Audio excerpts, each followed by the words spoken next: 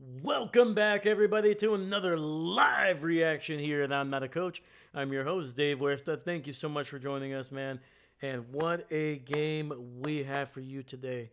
So it'll be the Rams traveling all the way to Seattle to take on the number one seeded Seattle Seahawks, man. And Seattle looked incredible last week. Their offense was clicking early, starting out with a great opening kickoff return for a touchdown by Rashid Shaheed. Their defense was incredible, only giving up 2 field goals, and their offense finishing with over 40 points, man. They looked great. But they're going to take on against a Rams team that has looked vulnerable in each of their last 2 games, but they have gotten it done with some gritty football. And this is a team that has been here before. Not too long ago, we got to see Matthew Stafford in his first season with the Rams, able to lead that team to the Super Bowl over a win over Joe Burrow and the Cincinnati Bengals. And we're going to see if Stafford has one more magical season in him. And we're going to check it out, man. Either way, we're going to see a potential repeat as with the Patriots beating the Denver Broncos. So we are going to either see a repeat of Super Bowl 49 back in 2015 between the New England Patriots and the Seattle Seahawks, or it's going to be a repeat of Super Bowl 53 between the New England Patriots and the LA Rams. So we'll check it out, man. Let's go. Parker Curry. Hey, how you doing? David, let's go! What's up, David? How you doing, brother? And your local, damn it.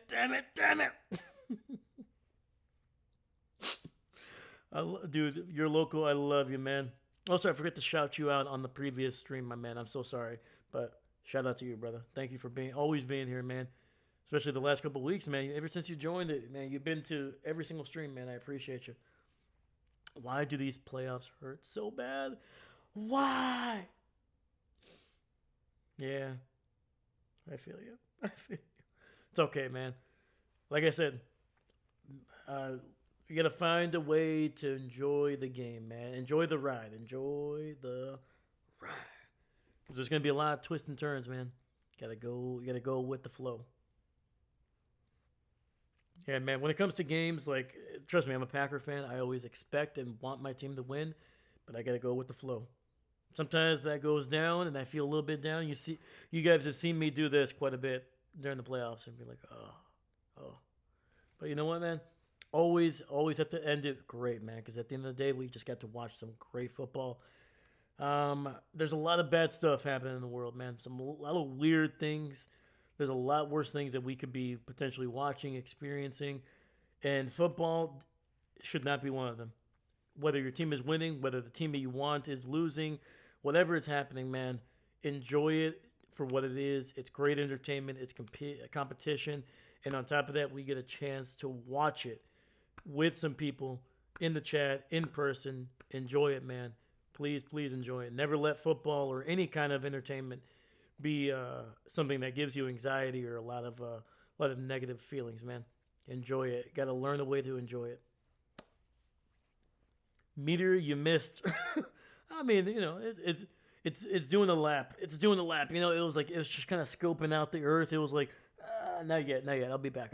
You know, it's taking the scenic route, and it'll come back.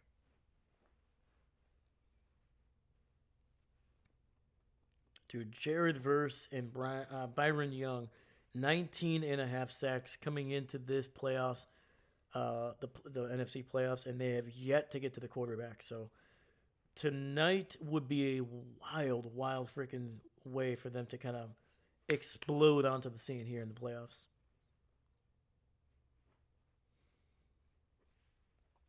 But yeah, man.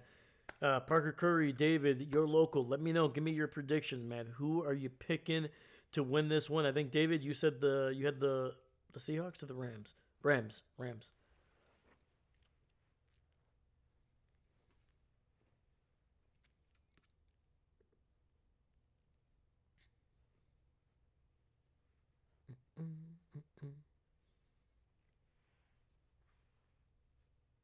We got Sean McVay. Oh, look at that. holding on to the little guy. I don't know if that's his kid or what's going on, but that's cool, man.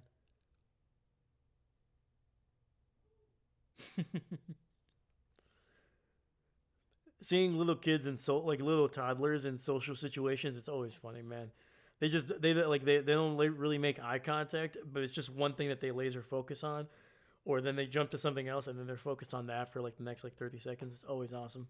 It's so much fun.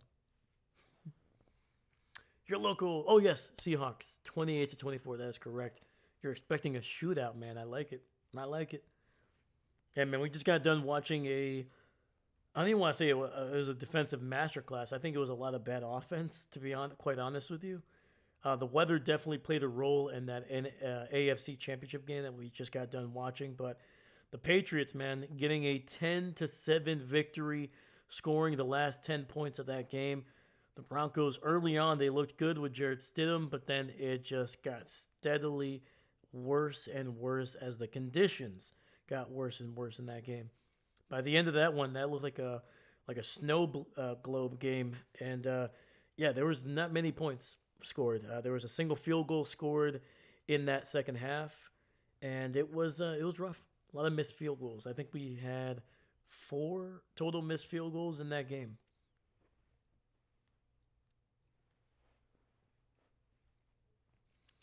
May carry the Pats on his back.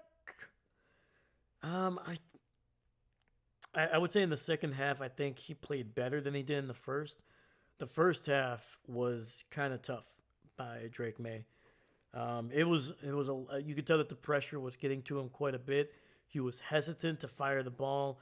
The Broncos have a great defense, man. Really, really great defense. I think they showed that in this game, giving up even the touchdown that they gave up in the first half was had more to do with where they had the ball in the spot. When your offense gives up a fumble and the offense, the opposing offense can start inside the 15, typically you're going to come away they're going to come away with some points. And it was a great some good play calling on that second down play to basically give it to Drake May as a keeper, run it up the gut, make an explosive run.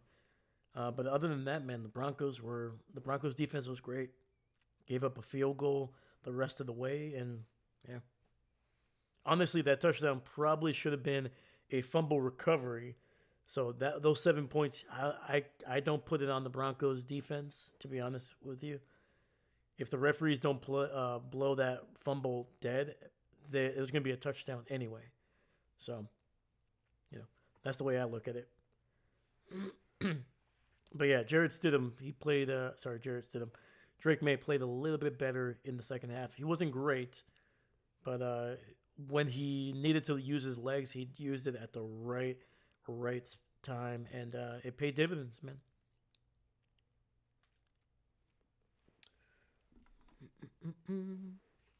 Those big runs got them into scoring range was enough. 100%. 100% I would agree with you. Yeah, because I mean, he scored the touchdown on a running play, and then the field goal drive to give them the lead was that was the one where Drake May he took off for like 28 yards, I think, 27. So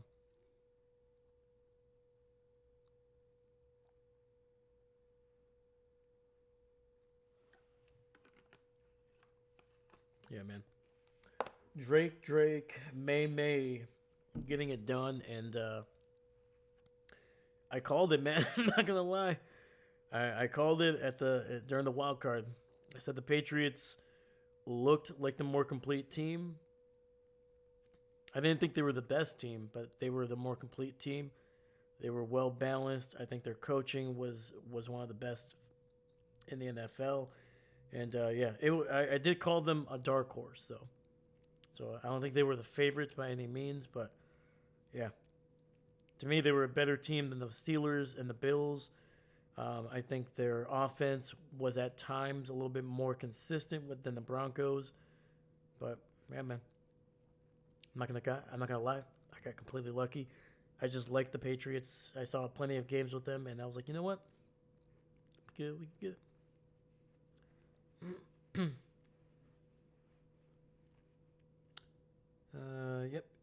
6-yard touchdown run and a 17-yard one, and then the 28-yarder. Yep, there we go.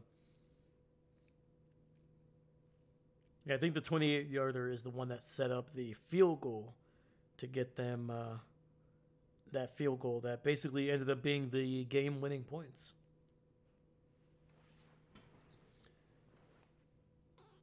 Ooh, man.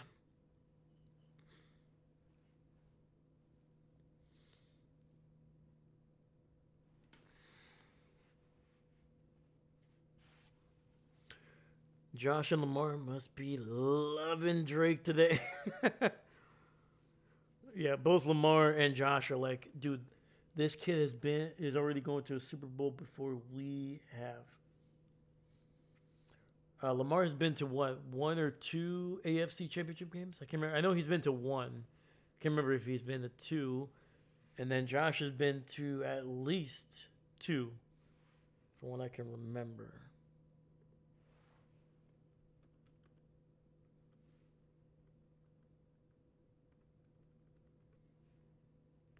Yeah, let me see here.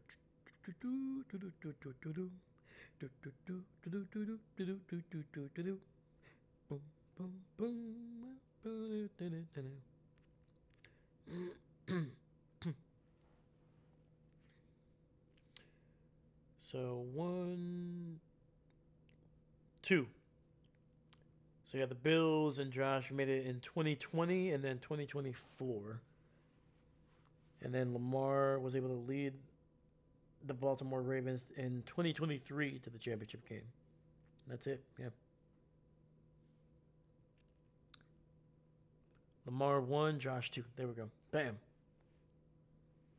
Patrick Peterson right there getting it done, brother. Thank you so much. David took a dog on a quick short walk back.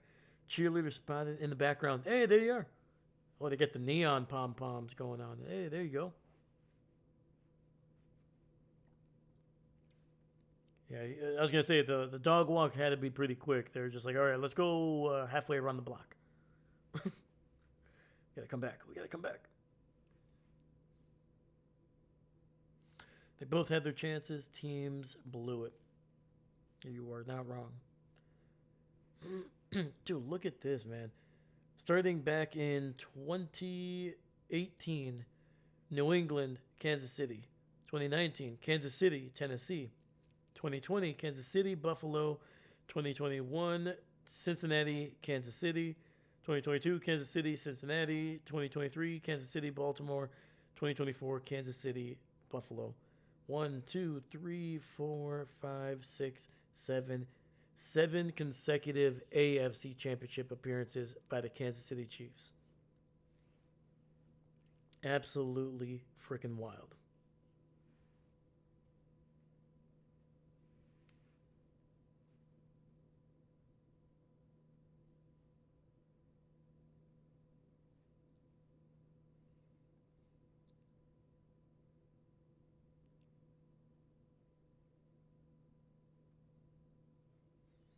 Yeah. Mahomes and company went 5-2 in those AFC Championship games. The only losses came to the Bengals and Tom Brady and the Patriots. Not necessarily in that order. David, yes, because getting the AFC Championship game is all on the quarterback's shoulders. Yeah, man. It's been a tough one, man. It's been a tough one for some of these franchises, man. And the fact that New England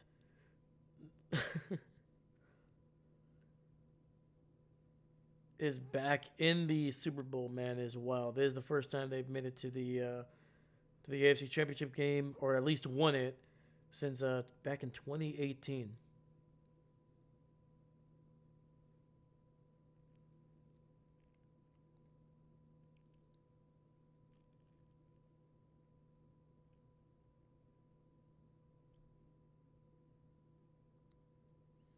Yeah, the last time an AFC Championship game did not either have Kansas City, the Broncos, or New England. You have to go all the way back to 2010, when it was the Pittsburgh Steelers against the New York Giants.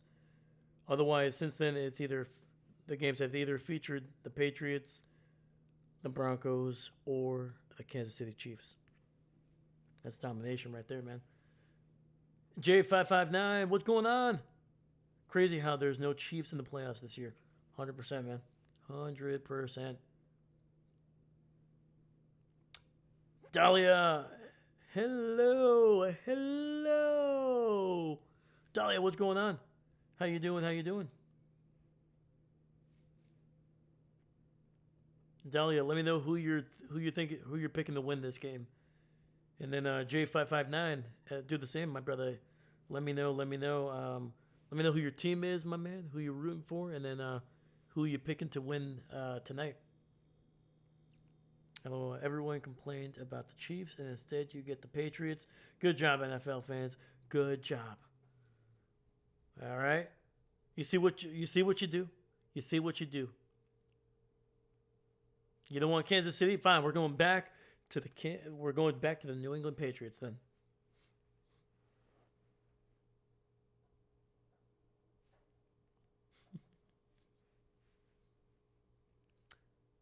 Stephen Wimberly, what's going on? Hey. And picking the Rams. I like it. I am picking Seattle because I think they're a better team, at least right now. But I'm hoping that the Rams win because I do not want Seattle to. I don't want Seattle to win a Super Bowl because they have ruined a lot of playoff games for me, unfortunately. Unbelievable. Patrick Peterson, Rams. Let's go. David, I picked Seattle, rooting for the Rams. There we go.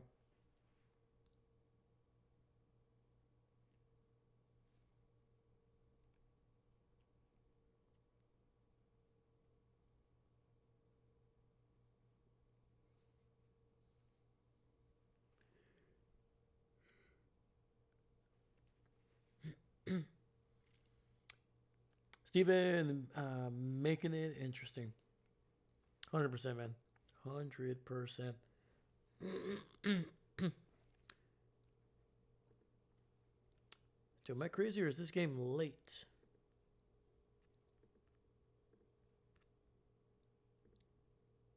Okay.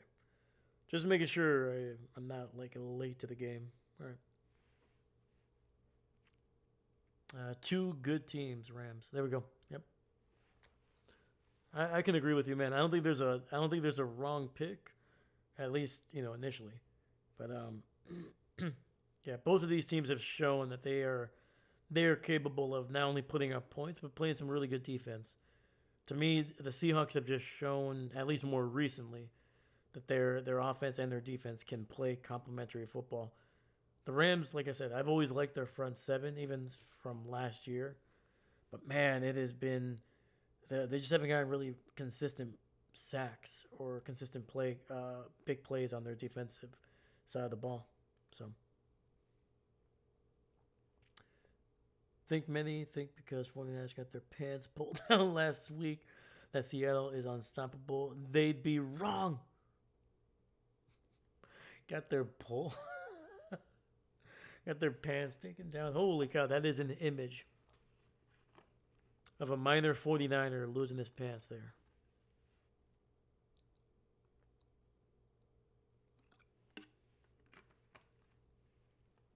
Steven, makes for an exciting game. Yes, it is. Yes, it does, man. Yeah, we've already had our fill of defensive football in the last game. Hopefully this game gives us some can give us some points, man. Hopefully there can be a good amount of points scored. I'm hoping somewhere around at least 24 for each team, at least.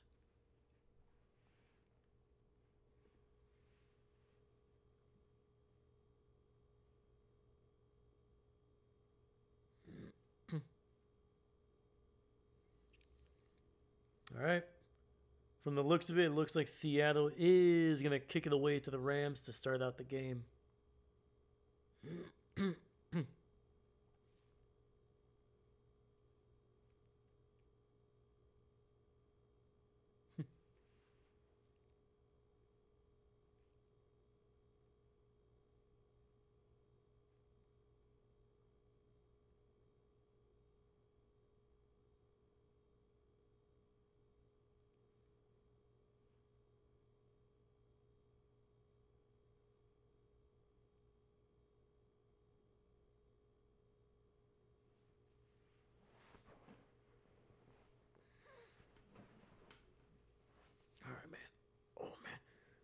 Dude, I've been having some back issues the last couple weeks, man. Oh my goodness. All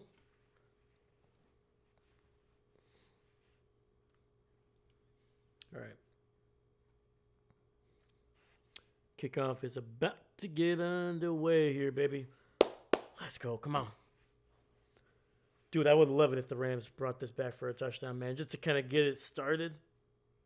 All right, kick is away. Caught at the 5. Return to the 10, to the 15, 20, 25. And we'll get it just across the 30 down to the 31. Dahlia, I got a playoff modus operandi. It has been working for me. Okay. That's good. That's good. I cannot say or type it out, but there will be signs. Okay. I'll keep an eye on you, man.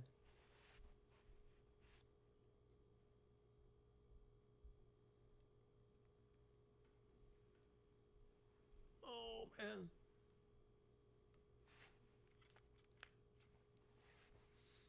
All right. Stafford under center, hands it off to Kyron Williams, and he's going to be good for a gain of about 4. Uh-oh. We got some shoving. We got some shoving early, man. 2 division rivals. I'm expecting some chippiness throughout the game. Yeah, these 2 teams do not like each other.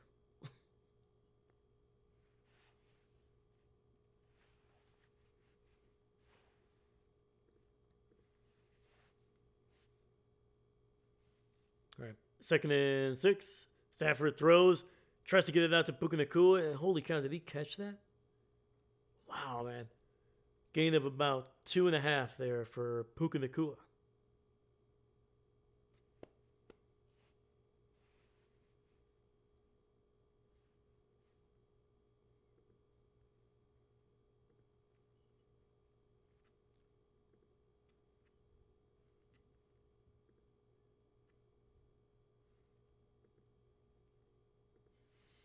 All right, we got 3rd and 3. Throws and trying to get it out to once again to Puka Nacua, but great coverage by Seattle, and that's going to be a quick 3 and out.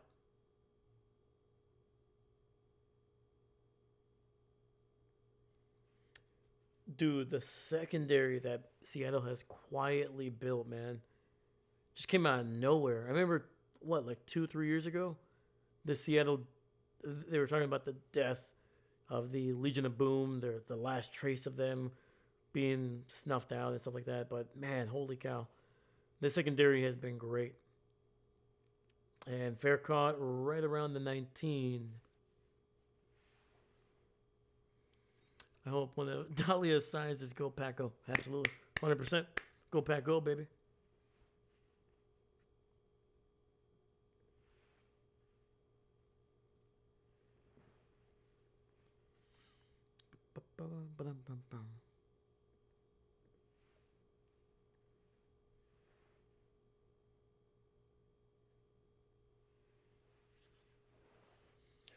So yeah, coming into this game, just like last week, Sam Darnold has been dealing with an oblique injury, but it didn't look like it was limiting him last week, and I'm assuming it'll be the same this week. Little play action, hands it off, and Kenneth Walker, who looked incredible last week, able to find about 4 or 5 yards there.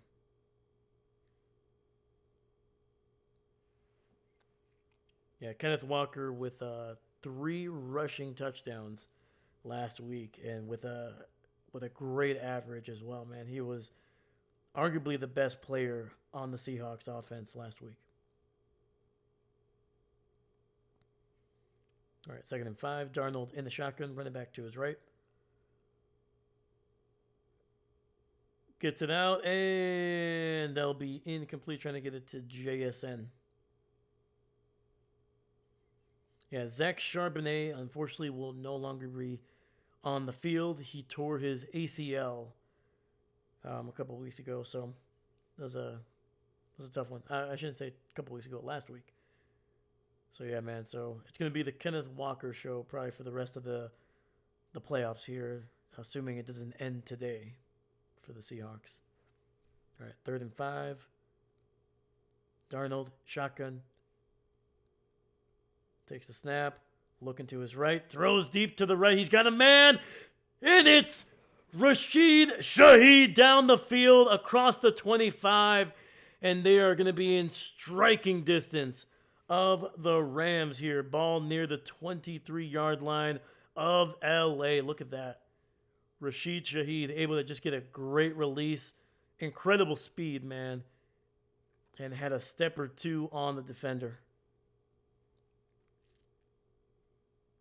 Woo-wee.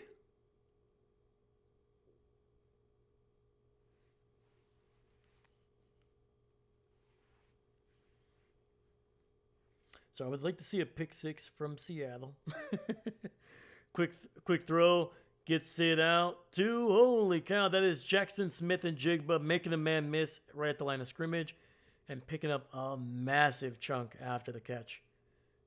1st and goal inside the 10.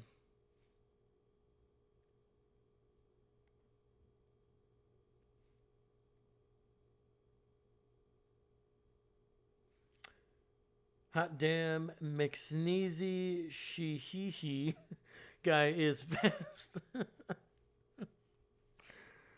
You know what? I think you might like that nick. I think you might have liked that nickname.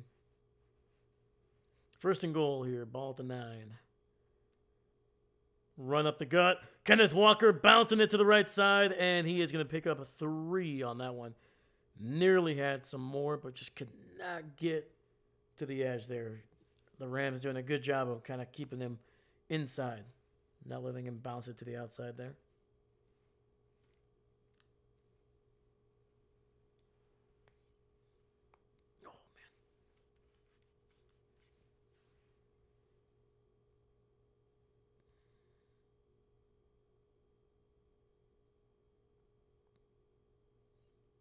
All right, we got 2nd and goal. Another handoff to Walker. This one getting it just inside the 5.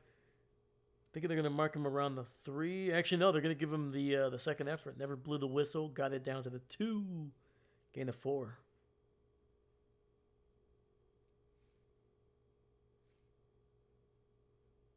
Dude, look at this. Look at this run here by Walker, man. Just keeping the legs churning, spinning out of a couple tackles. Just a violent runner, man. 3rd and goal, ball at the 2. All right, we got a 3 tight end set. Handoff. Walker bouncing it to the right. He's got the edge. Touchdown, Seattle. Let's go. Diving for that front pylon. And Kenneth Walker with his 4th touchdown in these playoffs, man. Seattle is, they're picking up exactly where they left off a week ago. Let's see if they can continue throughout this game. Look at that, dude. Rams had him in the backfield, losing containment, allowing him to bounce it out to the right side. There we go.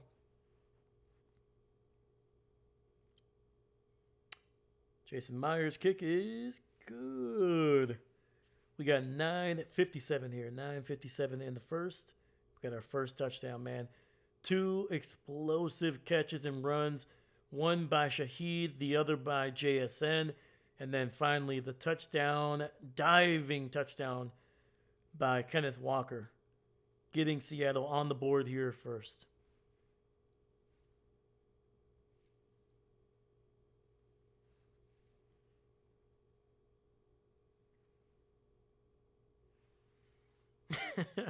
Patrick, I'm still McSneezy Sheehy. Hilarious. Absolutely hilarious.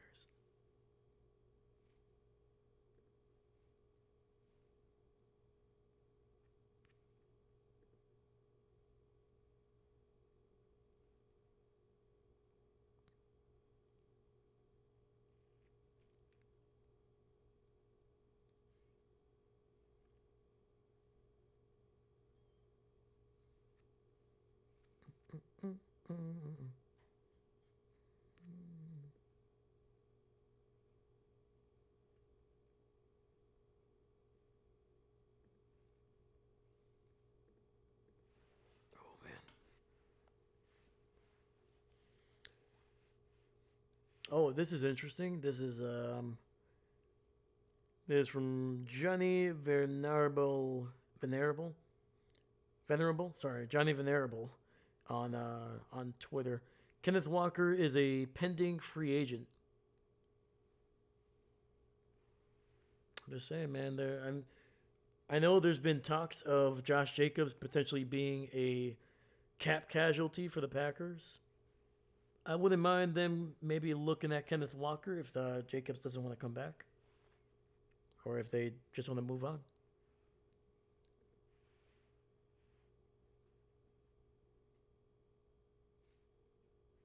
Whoever wins this wins the Super Bowl.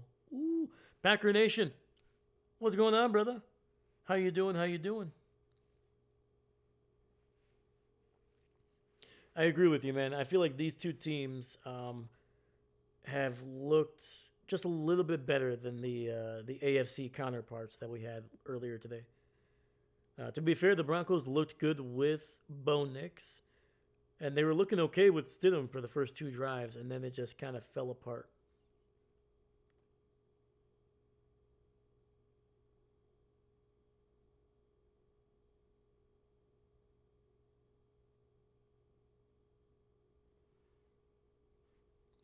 Yeah, and the Patriots did not look too impressive, offensively at least in today. So we'll see what they look like in 2 weeks, man. Mike Vrabel and Josh McDaniel is gonna they're gonna have a couple weeks to think about what they can do for that offense because if they play like they did in their last two games, it's gonna be a rough one.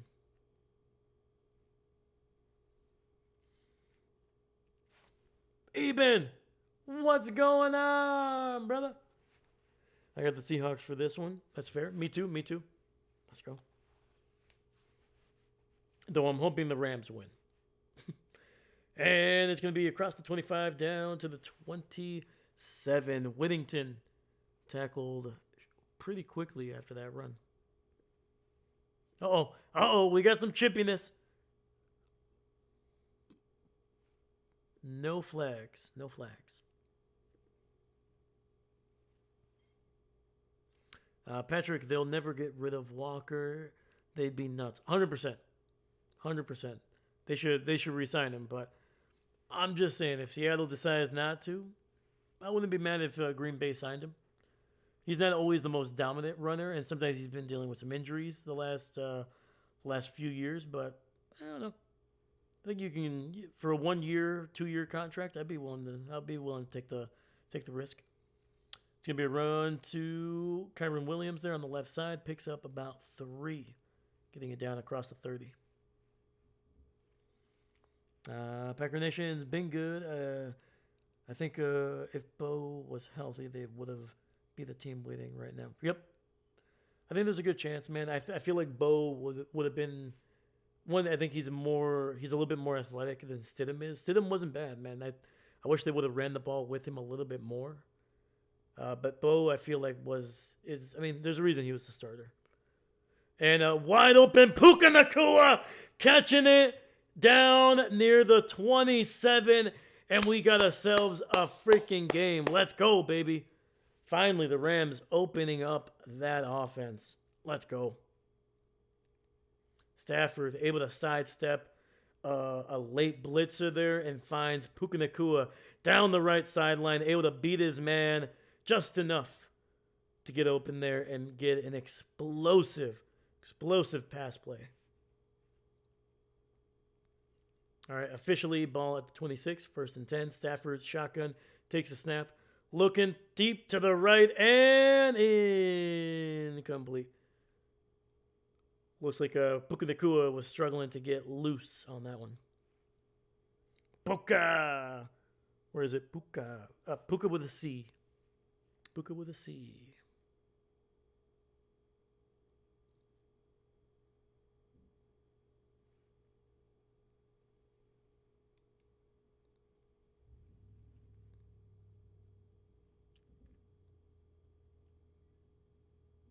All right, 2nd and 10. Stafford in the shotgun, running back to his right.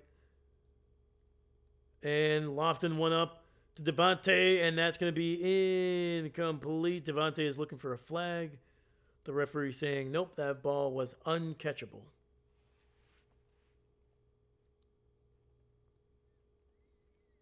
And that's another guy for the. So I talked about Byron Young and Jared Verse. Those guys have a combined 19 and a half sacks, but yet they have 0 sacks in the playoffs. Devontae Adams, man, led the NFL in touchdown receptions, has rarely been a major factor in the playoffs for the Rams. Stafford with some time and tries to find Puka underneath. Ball is incomplete, way, way short. It was low and behind. Puka Nacua tried to adjust to it, and could not get it done.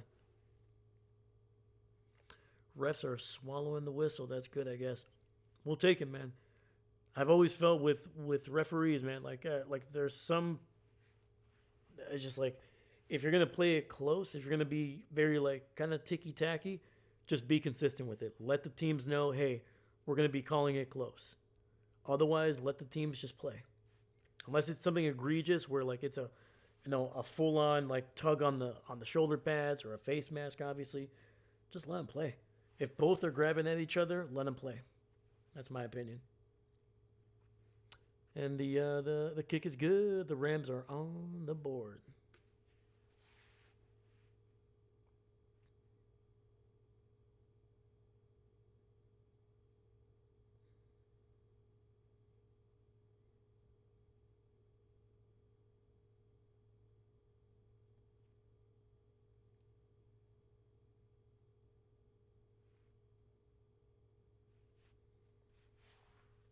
Oh my gosh.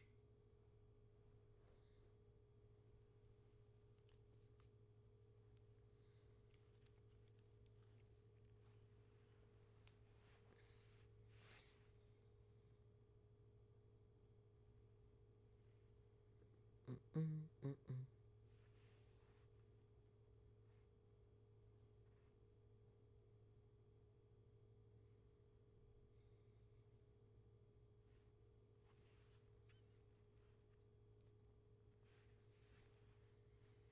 Yeah, so, I mean, so far, Mevis, no relation to Beavis, has been one of the better performers for the Rams in the playoffs, man. He's been consistent. He's been very, very consistent.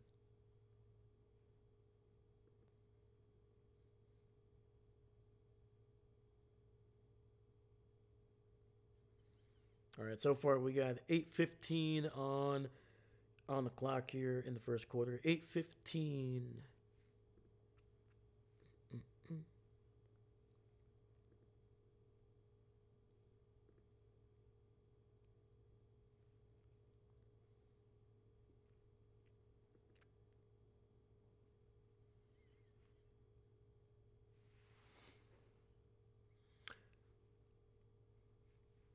Biggest kicker I've ever seen.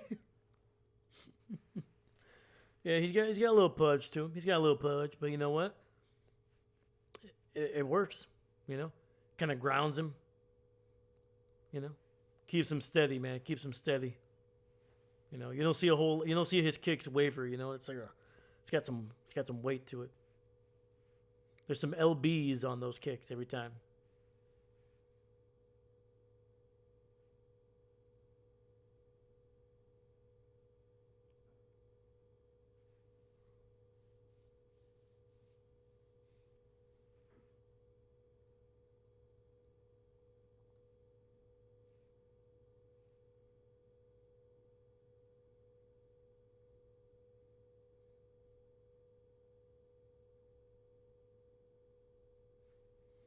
And it'll be a touchback here.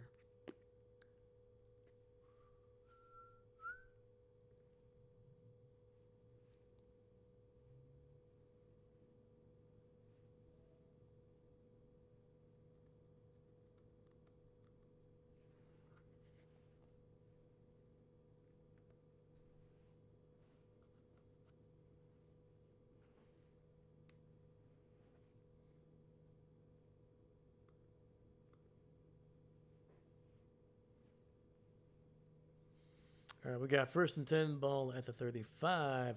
Hand off to Kenneth Walker on the left side. And fights off a defender and will get it down to the 40, gain of 5.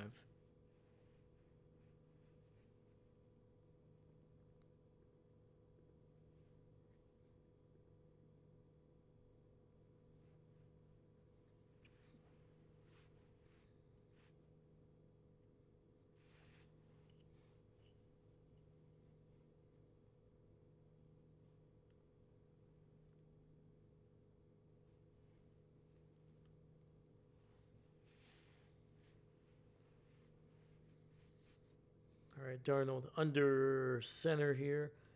Seattle in the inverted I. Little play action. Rolling out to his left. Darnold finds his tight end. A.J. Barner fumbles the ball, but it goes out of bounds.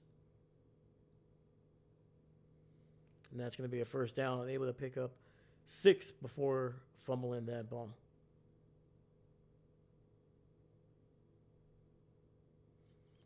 So yeah, the backup running back without is going to be Hulani there with Zach Charbonnet out for the year with I think he tore his ACL last week, which was not a great sight. As soon as I saw his knee, I was like, ooh, no good. Hand off to Kenneth Walker, and great run across the 50, and we'll get it down near the 47 of the Rams.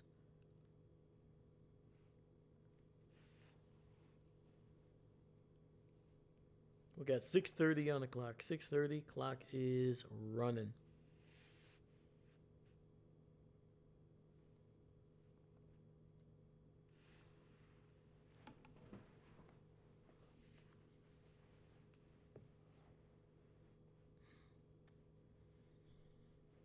Second and 2, Darnold under center.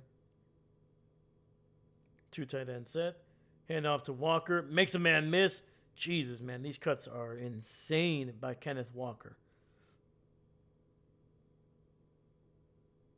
Picks up a first down.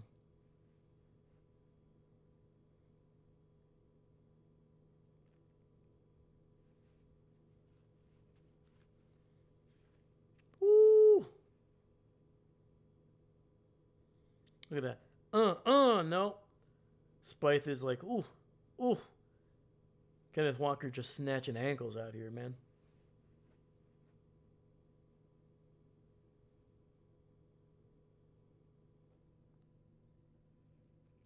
First and 10, ball at the 38.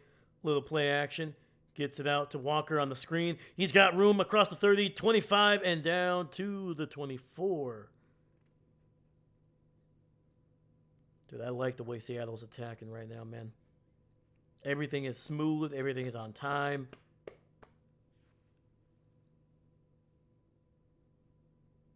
Look at that, man. The Rams overloading the left side of the offensive formation. What did the Seahawks do? Kick a screen to the right side.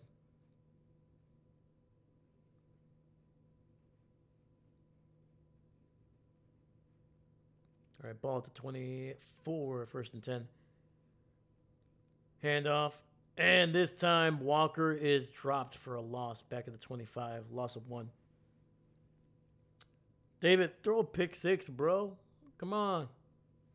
You too good? You too good for a pick 6? Unbelievable.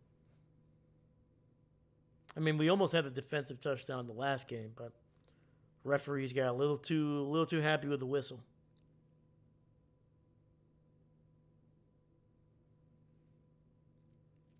All right, second and 10. Darnold in the shotgun, running back to his right. Looking to the left, gets it out to JSN, and he's able to tiptoe down the sideline for a pickup of about 7 or 8 there. It's going to be third and short.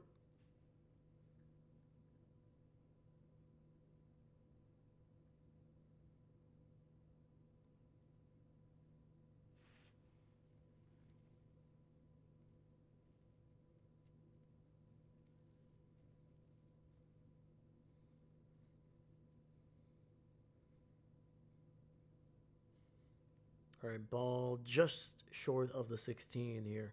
So in the red zone. Darnold in the pistol, single back in the backfield. Play action. Throws it, and holy cow, what a grab by JSN, one-handed.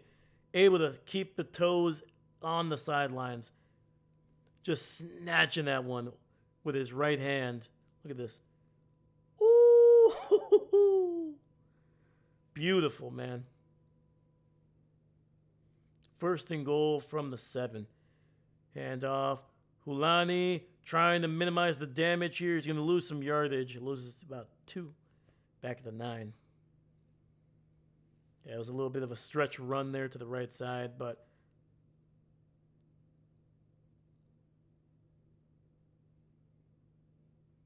dude, look at that. Fully extended for that one. Catching it one-handed. Got both feet in bounds.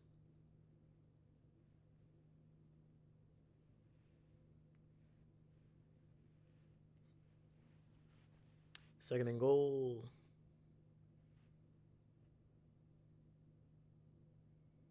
Hand off. Kenneth Walker, and he's going to be stopped up right around the 5-yard line. We do have a flag.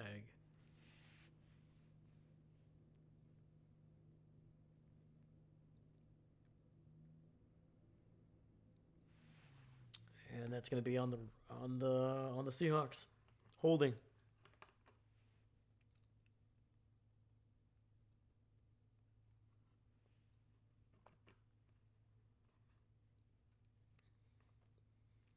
Yeah, it's on number 75 there. Bradford started to kind of slip off of his defender, so he just kind of hooked him a little bit.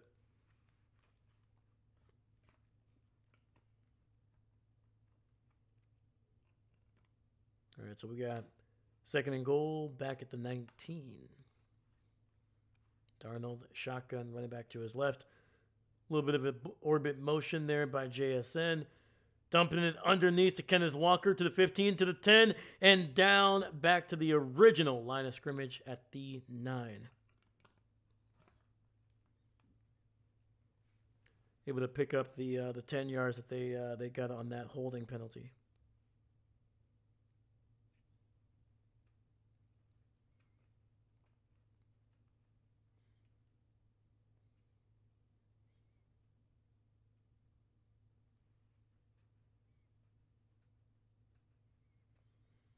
All right, third and goal, condensed formation here.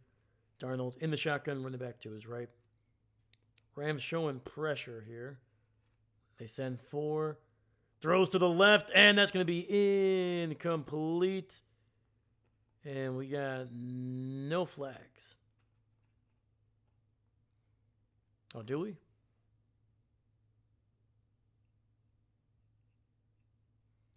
So he was trying to get it to A.J. Barner there, and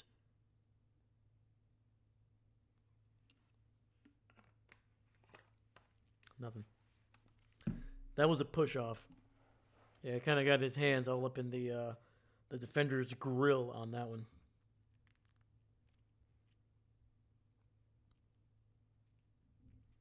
All right. Fourth down, 27-yard attempt by Jason Myers here. Trying to reestablish a 7-point lead, and he does. All right, man. Both of these teams have matched nearly the output that we had in the previous game.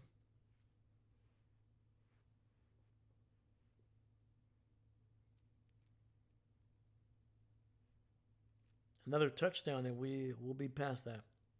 So, scintillating offense so far.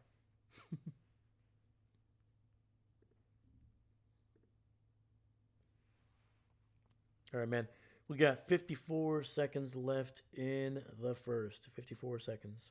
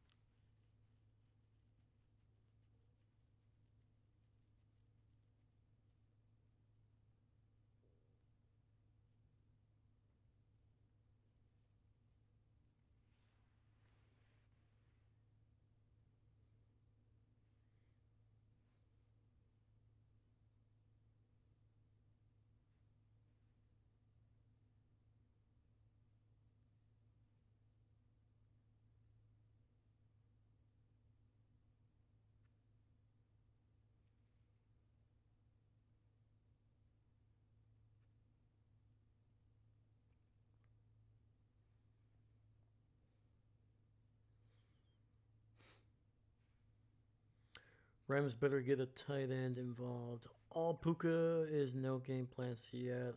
Feels like there's a bunch of ball hawks. 100%, man. You know, it's one thing to do that against some of the other teams. You know, you can probably get away with that against Chicago. They barely did. Like I said, Chicago's secondary, great at turnovers, struggled with everything else. But yeah, man, Adams uh, and the other tight ends, man, like Higbee, barely used Higbee in the postseason so far, man. And when they started using him late in that game against Chicago, guess what? A couple big plays by Higbee. So yeah, man, I agree with you. They got to get the tight ends involved. They got to get Adams somehow, man. They got to get him involved. Got to get him going. Otherwise, yeah. Like right now, it's Puka Nakua. He's gonna come away with anywhere between 5 to 7 catches, but eventually you're gonna start to see those numbers decline per reception because they're gonna be just all over him.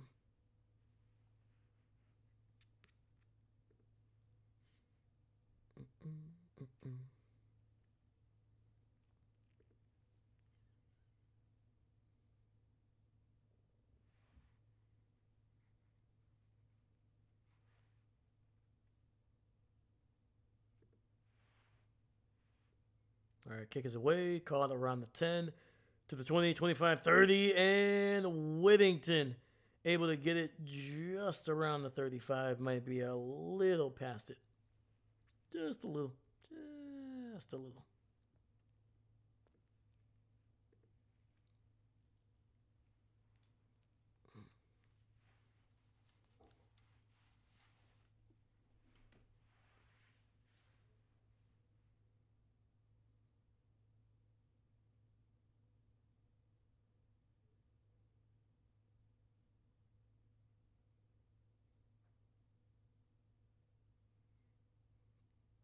Hand off to Kyron Williams on the left side.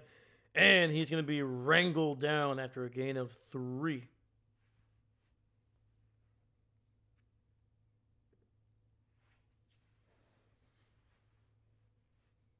Yeah, man, you can tell that I got to give it to Sean McVay. He's trying to establish a running game.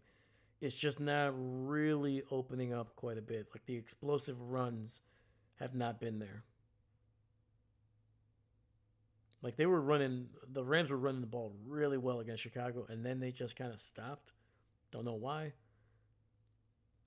Another run up the gut. Oh, and then there it is, baby. Ball near the 50-yard line, and a big, big run. Picking up about 14, and that's going to get us to the second quarter with the Rams and their biggest run of the night.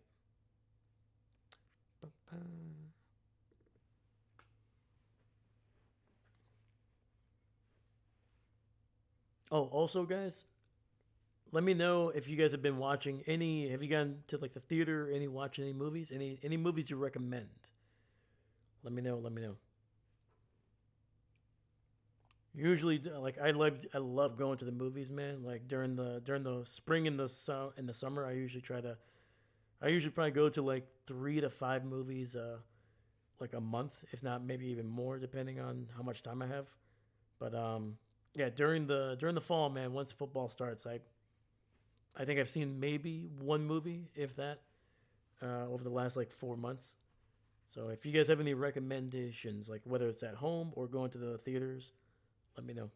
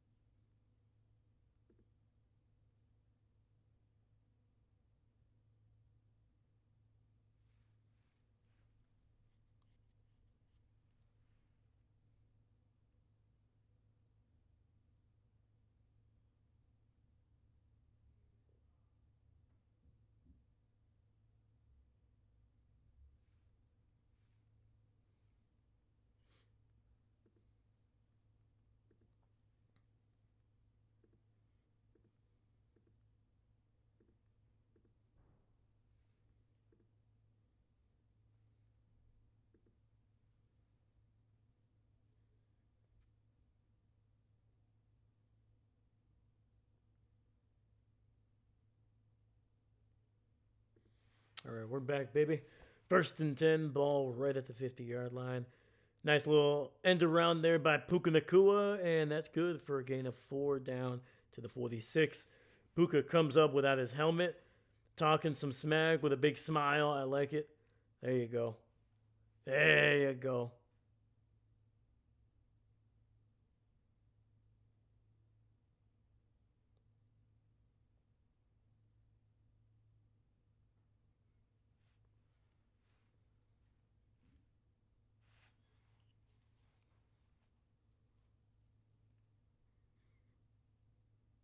All right, Stafford, shotgun, handoff. Sorry, not handoff. Throws to the right. Adams wide open. And that's going to be the first explosive catch and run by Devontae Adams, man. Finally. I think his defender slipped on that one. Yes, he did.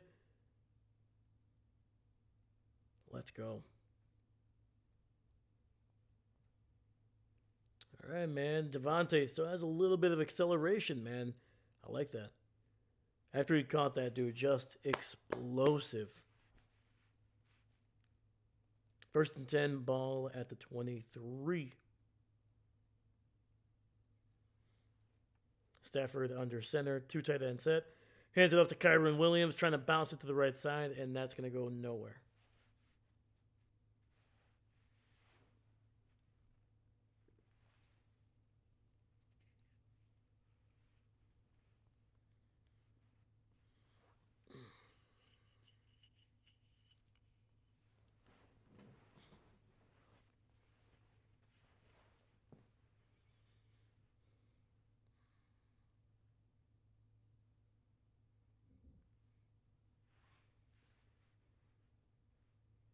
Stafford dropping back, throws over the middle, and that's going to be to Devontae, but incomplete. Great coverage by Seattle. That was the rookie, man. That was Nick Emenwari. All right. There was some contact there, but the refs have been consistent in both games, honestly, man. They've been letting them play. They've been letting them get away with a lot of contact, which I like. And typically that's usually what happens in the playoffs. They usually let them play a little bit more. 3 receivers to the left. Stafford pressured, and he goes down for a sack, loses the ball, and that's going to be... It's going to be recovered, I think, by the Rams, but it's going to be 4th down.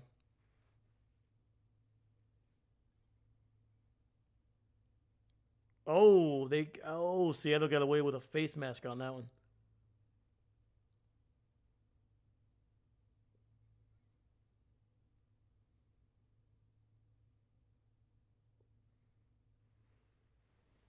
All right, man. Mavis in for this kick here. And it's good.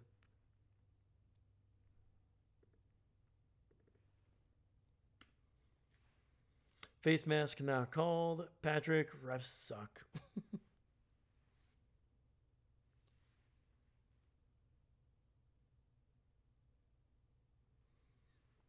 Yeah, that's a bad no call right there, man.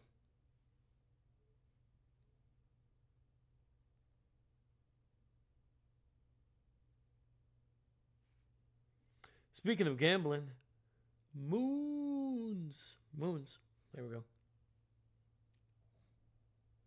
We're talking about the planetary object, or are we talking about butts?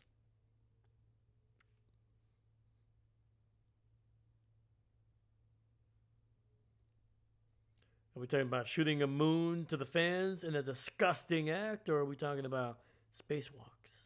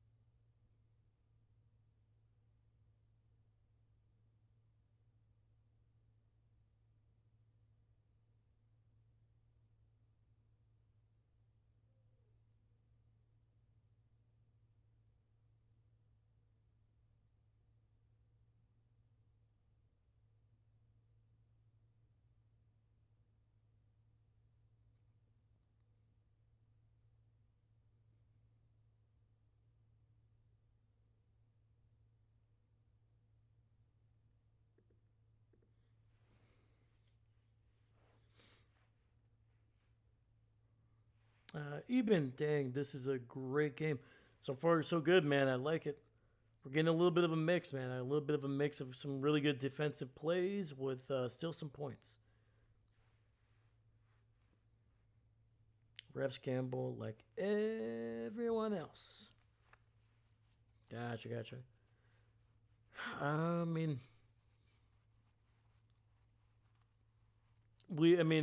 typically anybody that's been caught gambling has usually been kind of ousted. I don't know if there's been, have they found any referees in the NFL that have been caught gambling.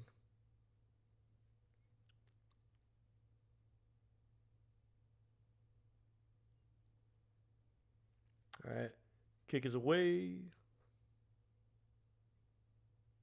and it'll be fair caught in the end zone for a touchback.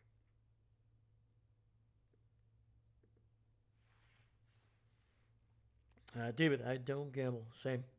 Same, same, same, same. You know, life is already a gamble. Am I right? Am I right? No? Yeah. Well, yeah, man, no.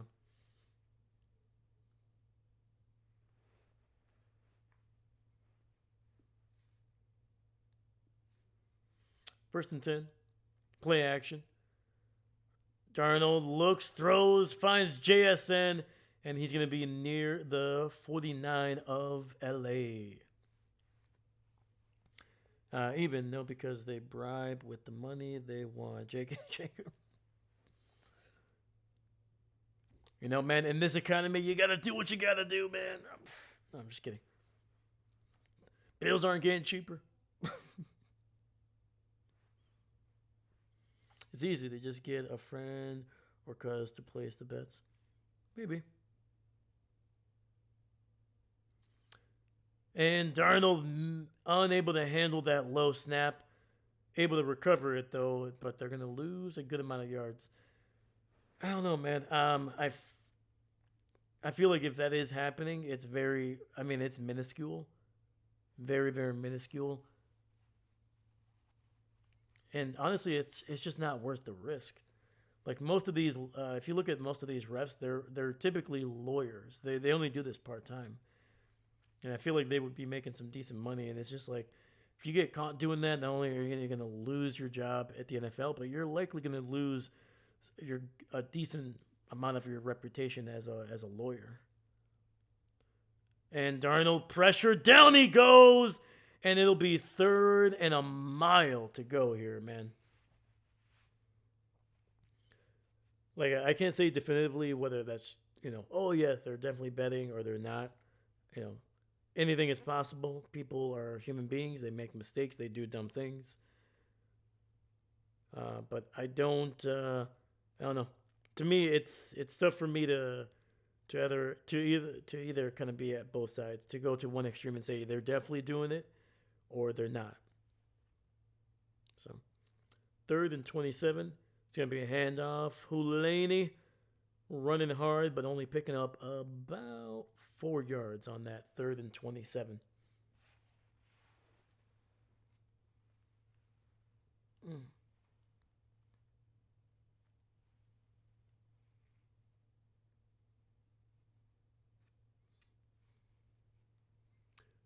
Football kid, hey, what's going on, brother? How you doing? How you doing? Pat going all the way. Hey, man, they're back in the Super Bowl, man. Yeah, they didn't look great today, but hey, whatever gets you a win. And it's a bad hand. Sorry, it's a bad catch by Smith, but able to fall back on it, avoiding a freaking disaster there. Is it me or is that the set? That has to be. Was Smith the guy that kept on letting the ball hit him in the face mask a couple weeks ago? I gotta look this up. If that's the guy that I'm thinking about, that's the 3rd time that I've seen Smith let the ball kind of get a little too high up on him.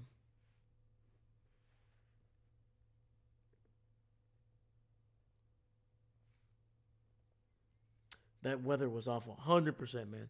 Yeah, that game turned real freaking quick.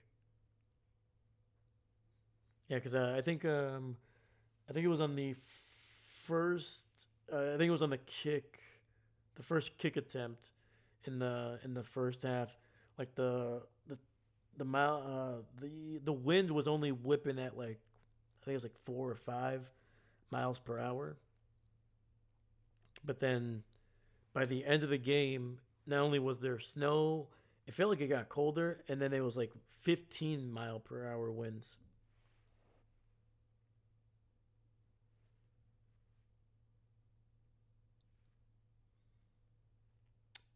Ooh. Even this started streaming 68 minutes ago. Wow, dang right, man. We've been on the. We started about 10-ish, 15 minutes before the game started. Yo, who's winning the Super Bowl 60? So I picked the Patriots to make it to the Super Bowl in the AFC. I'm trying to remember who I picked in the NFC because obviously I picked the Packers, but I'm pretty sure I picked another team just in case Green Bay didn't make it. And I think I picked either Seattle or the Rams. I'm pretty sure I picked one of the NFC West because I didn't pick Green Bay outside of picking them to win initially, but did not pick Chicago. Would not have picked the Carolina Panthers, and I would not have picked the 49ers, even though I thought they were going to be competitive. So yeah, it's I can't remember. Somebody's gonna have to look that up in one of the wild card videos. But I think I picked Seattle versus Patriots. I think I'll look that up at some point, probably by the next Super Bowl. But anyway, uh,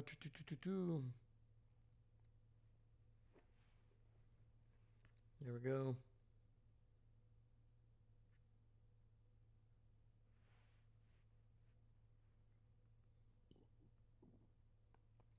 Football kid, but I'll go team and the Ravens. There we go. Hand off to the left side, and it's going to be a good run by Kyron Williams. Picks up about 7.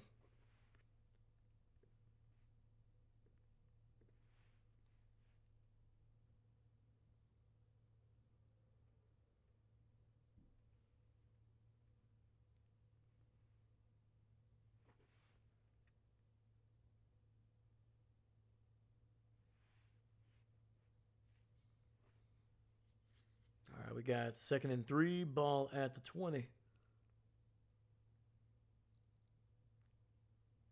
And it's going to be a run to the right side, and that's going to pick up 4 and a Rams first down.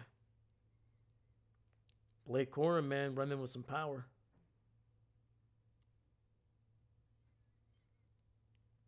All right, so we got 8:20 on the clock. 8:20 here in the second quarter. Rams are still searching for that first touchdown.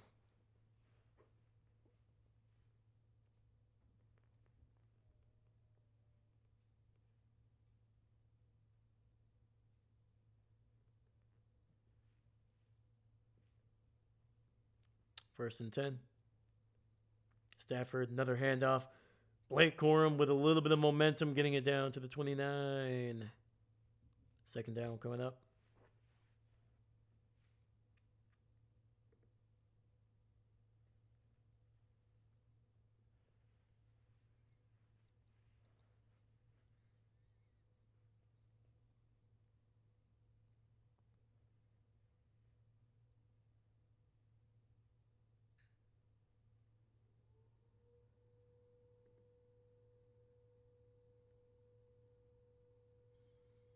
Second and 5. Stafford finds his tight end, picks up 6, and another Rams first down. Keep moving the chains.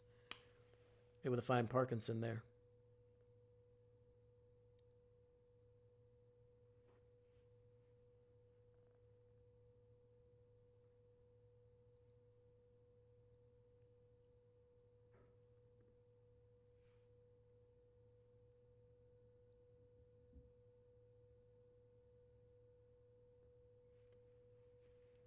Eben. Yeah, yeah. Throws deep to the right, and he finds Puka Nakua in a crowd of Seahawks. First down in Seattle territory, man. Dude, there is at least 3 Seattle players. Look at this. Corner behind him, safety in front of him, and then a linebacker coming in to blow him up. That is a hell of a gutsy catch.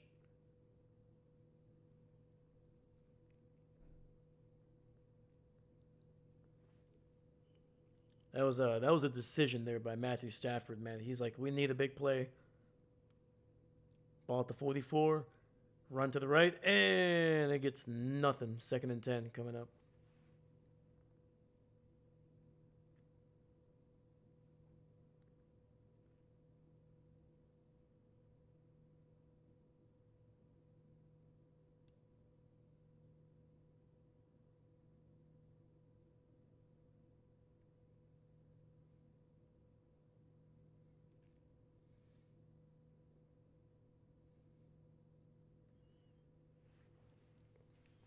All right, 2nd and 10.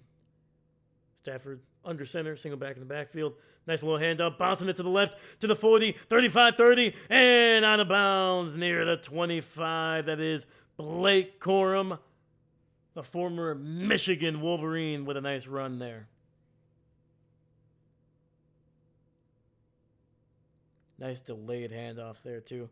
Allowing the edge rushers to kind of think that they're going to be able to get a shot at Matthew Stafford and just smoothly handing it off.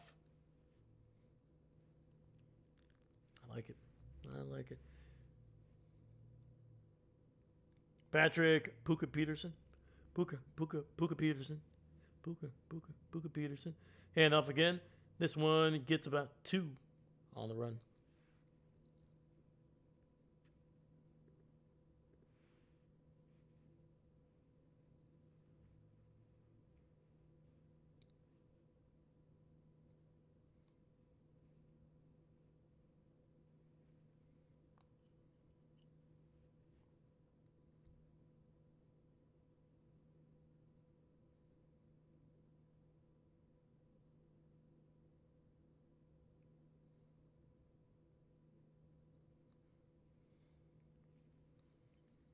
Second and 8, throws to the left, and Puka Nacua picking up about 7 yards there before going out of bounds. It'll be 3rd and 1. Clock is going to continue to run. We got 3:50 on the clock. 3:50, and the clock is running.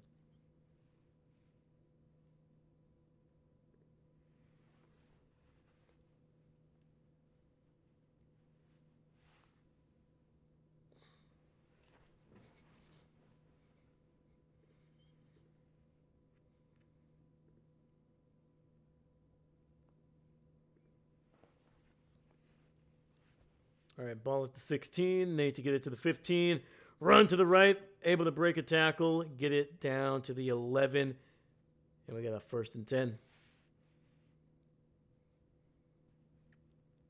The Rams, dude, methodically getting the ball down the field, man. The running game is looking good.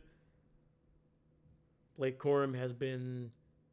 Blake and Kyron, actually. Kyron has been the guy that carried the ball the last couple times here. But, man, dude, Blake Corum has really gotten these guys rolling on this drive.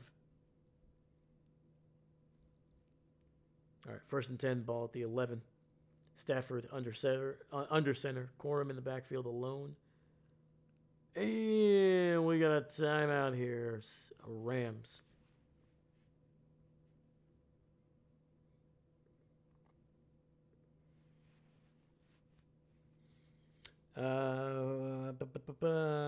Patrick, got to punch it in. 100%. 100%, man. This has been too good of a drive for them to not come away with at least a touchdown.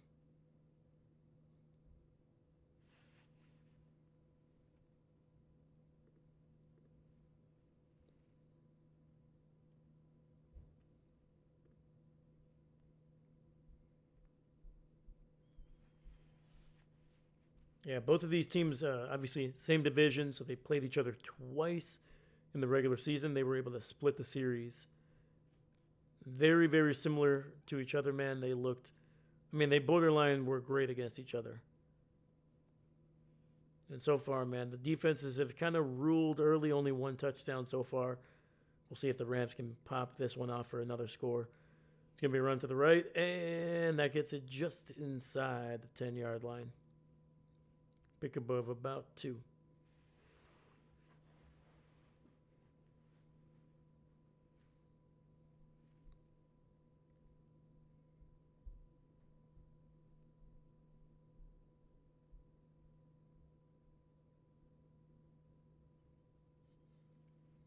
All right, Stafford started out in the pistol, going under center now, single back in the backfield. We got a 3 tight end set, and we got a lot of finger pointing. Rams are saying it was on Seattle. Seattle saying it's on the Rams. And we just got the 2-minute warning.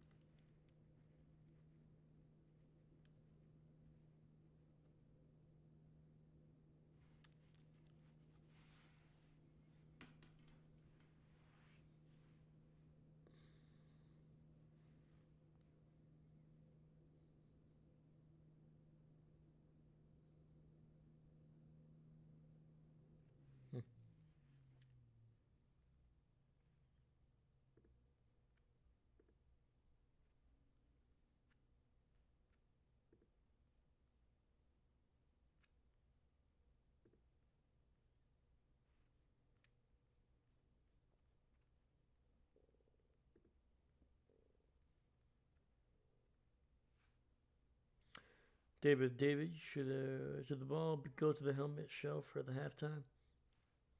I don't see why not. I don't see why not. Yeah, we'll nestle it right there, right there.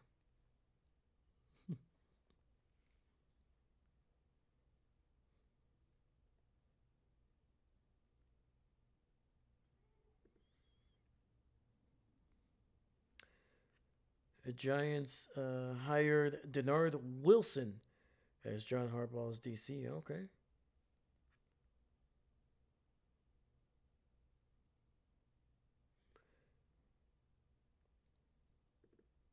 Let's see here.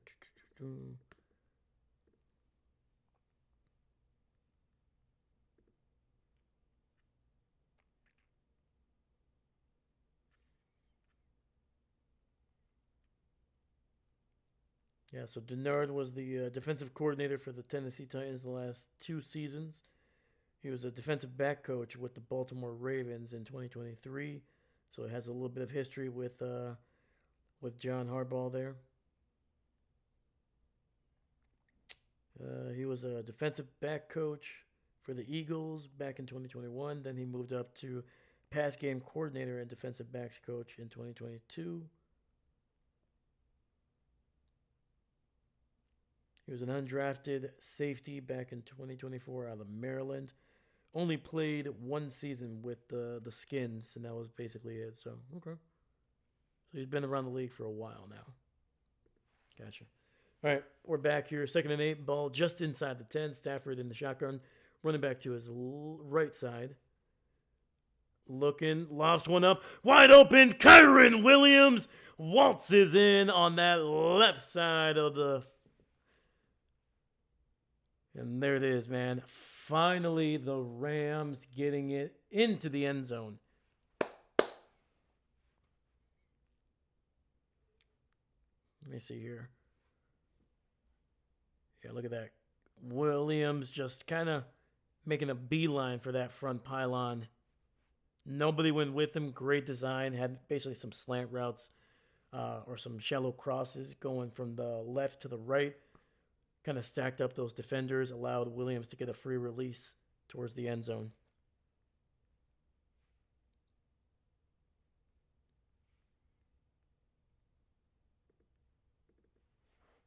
And the extra point by Mevis, not related to Beavis, is good as well. And the Rams have taken the lead for the first time here. 1:55 on the clock. 1:55.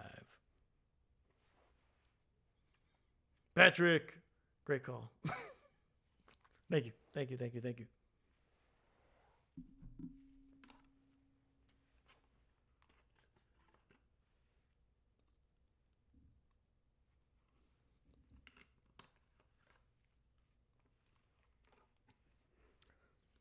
Oh, man. Oh, man.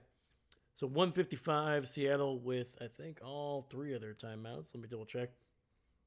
I'm not going to lie to you guys. I was doing a terrible freaking job of keeping track of the timeouts in the previous game.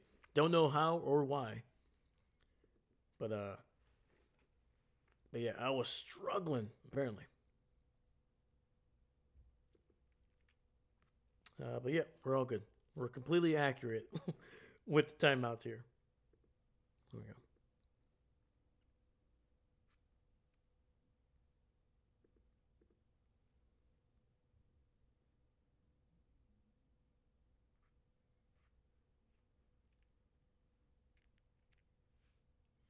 I didn't notice the problems in the last game. Thank goodness. Thank goodness. That means that I was doing a good enough job everywhere else, and we were all having some fun. That's a good thing.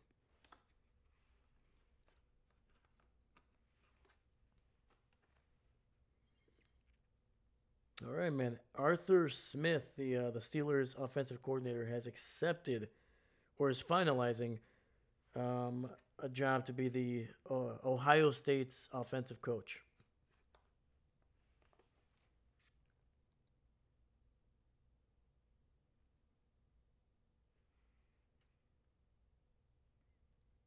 Okay.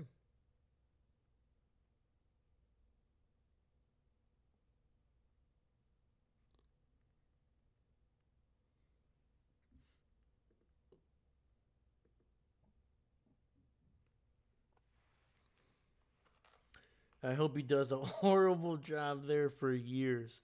Go Blue! David, I was just waiting for you to say something. That's why I brought it up. I was like, I know David. He's going to say something. I love it. I love it.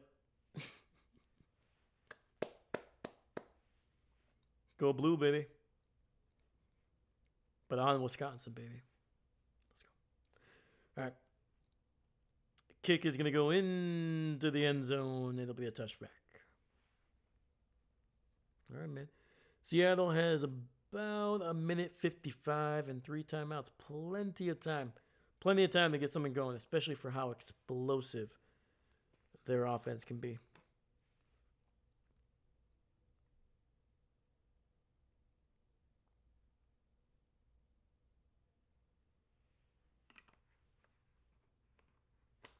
Eben, which blue are you bleeding, David? There we go. Michigan blue. 1st and 10, ball to 35. Darnold with a handoff. Kenneth Walker finding some room, making a couple guys miss, and his blocker, Lucas, not doing a great job actually getting in his way. I think if Lucas would have maintained that block, I think they probably would have picked up an extra 2 or 3 on that one.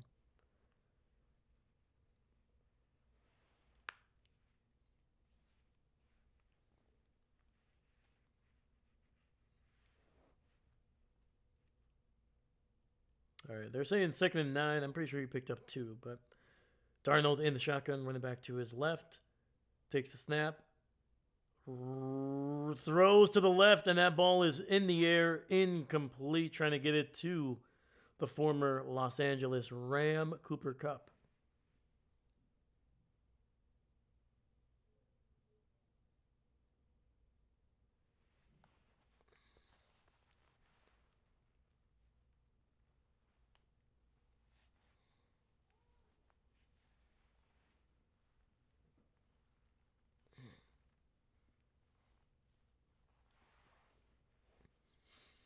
.144. It'll be 3rd and 9. Clock is currently stopped, man. The Rams, if they can get a stop here, they can get the ball back.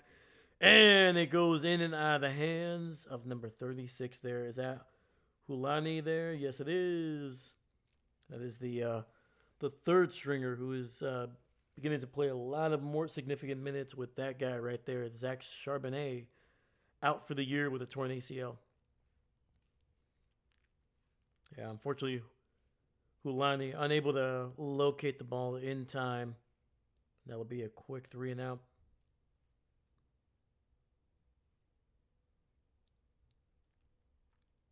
Dixon trying to pin the Rams here, and that's a good, just so to make sure they don't get a chance.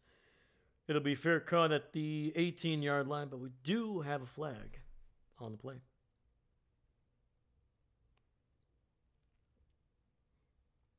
Usually in cases like this, it's usually a holding call. It's actually going to be against the Seahawks there. Usually it's on the receiving team for the hold.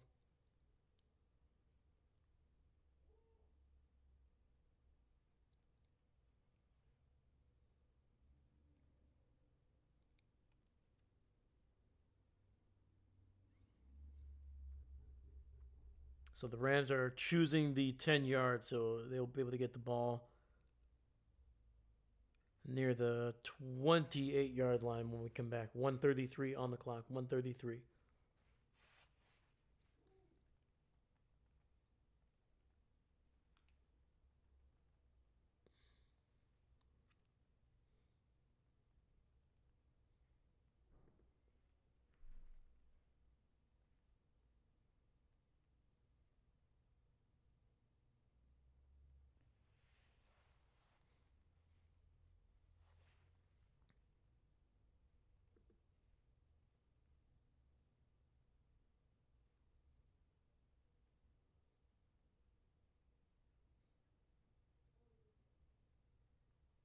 Dude, let's go, man. We got 6 people watching right now, man.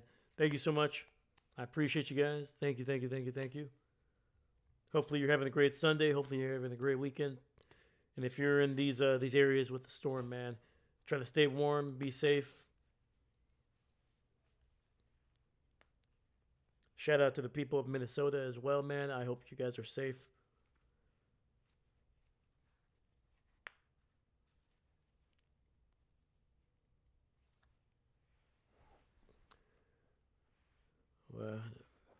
We may be state rivals, man, but we got to stick together here in the Midwest, man.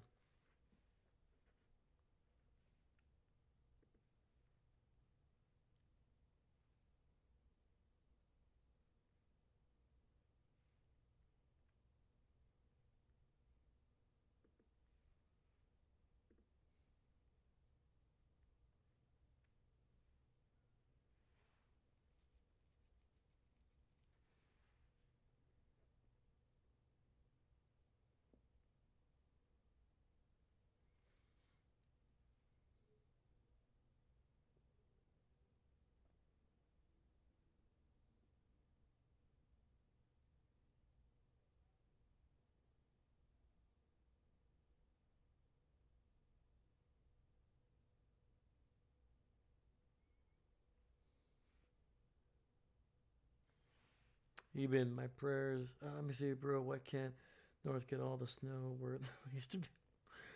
My prayers go out to the people down south, living lots of freezing rain and snow. 100%, man.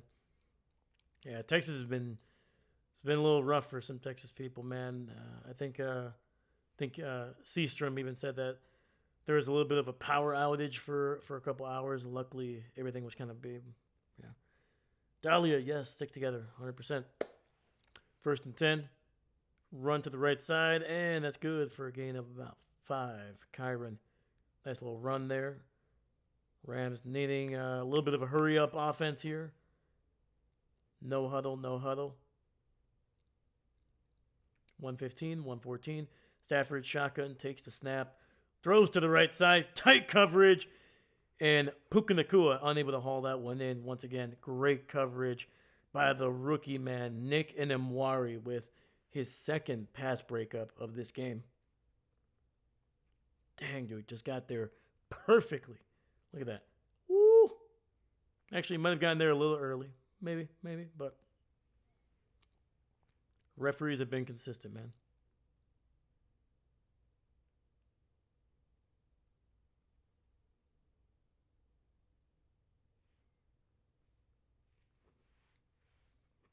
All right, clock is stopped at 109. Stafford in the shotgun, 3rd and 5. Ball at the 34. Lofts one up to the left side, and that's going to be incomplete. Woo. Tyreek Woolen able to jump up in the air and just slap that one away. Oh, actually, no.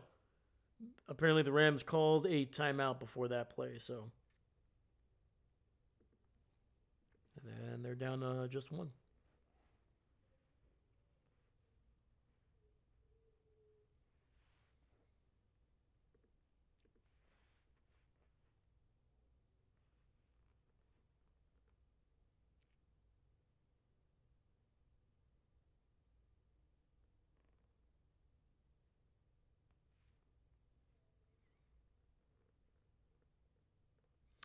I think we see Tyreek back next year. For the Dolphins? No.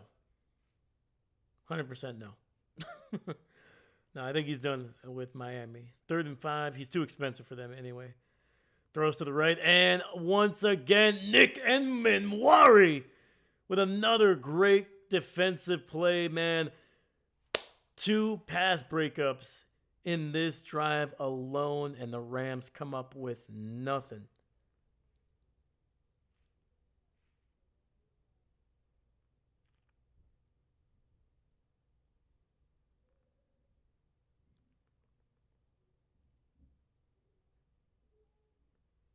All right, we got 103 on the clock. Clock is stopped. Evans kick is away. Sorry, the punt is away. Caught right around the 25, and Shaheed getting taken out by his own player there for a second. 54 seconds left. Seattle has all 3 of their timeouts. We'll see what they do.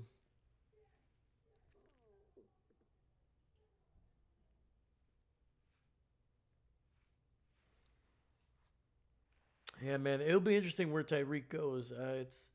I know he's still dealing with that injury. He should be healthy enough to start out next year with any team, but it's definitely going to be a 1-year contract. I would be very surprised if it's a multi-year contract. If it is, I think it would be kind of close to what Devontae Adams kind of got, which is it was like a 2-year, $32 million contract, but it's really more of a 1-year, $18 to $22 million contract. Gives the team a little bit of flexibility with giving that receiver a chance to still make some decent money if they keep him for that second year, especially.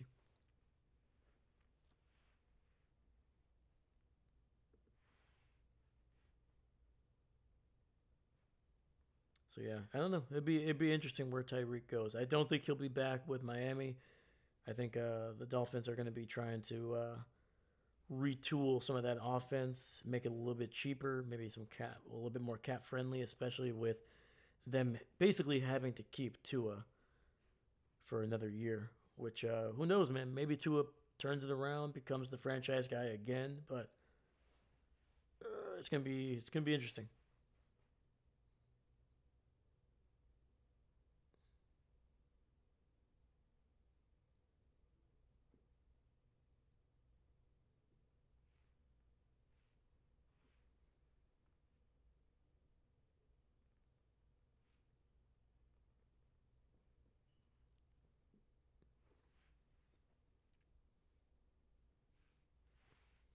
I was just wondering if anybody would bother with him. His production hadn't been amazing, and off the field, he's been trending AB.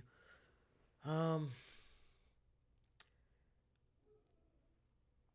yeah, I mean, that was one of the biggest reasons why the Chiefs were willing to move on from him is that his like don't get me wrong, somebody will take a chance on him. Like I mean, look at what AB did. Like the craziness that he was doing with Pittsburgh, got a chance with the Raiders, and that mega contract. The Raiders were like they couldn't even finish a full season with him. They didn't even get through the off season with AB, and yet the Buccaneers the Patriots took a chance on him, and then the Buccaneers took a chance on him. Like if you're talented, people will give you opportunities. So with Tyreek, I think he's still gonna get. I think he still has a couple more chances there, but we'll see. Throws to the right side and a strong catch by Jackson Smith in Jigba, picking up 11 there on the right side, going out of bounds, stopping the clock.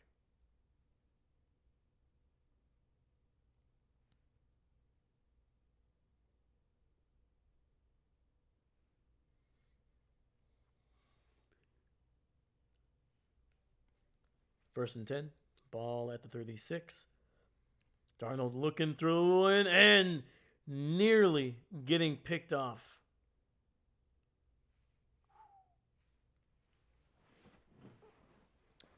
That was a rough read there by Sam Darnold.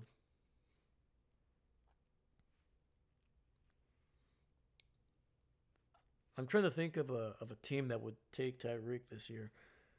The Ravens, they need some weapons on offense for Lamar. They might take a chance on him. Second and 10, though Zane Flowers, I feel like, is the more productive speedster. I don't think they need two guys in that offense like that, but Darnold launching one deep, and he finds JSN, who takes a shoulder shot there, but is able to pop right back up. Holy cow, man. And that is going to be inside the 25. What a freaking throw. Down the left seam. Ooh. Nice little double move there. Dude, Jackson Smith and Jigba is an absolute freaking... It's ridiculous. Absolutely ridiculous. Great job by Sam, man. Just kind of stepping up in the pocket a little bit and delivering a ball in rhythm. Not trying to rush it, not trying to... Just perfect.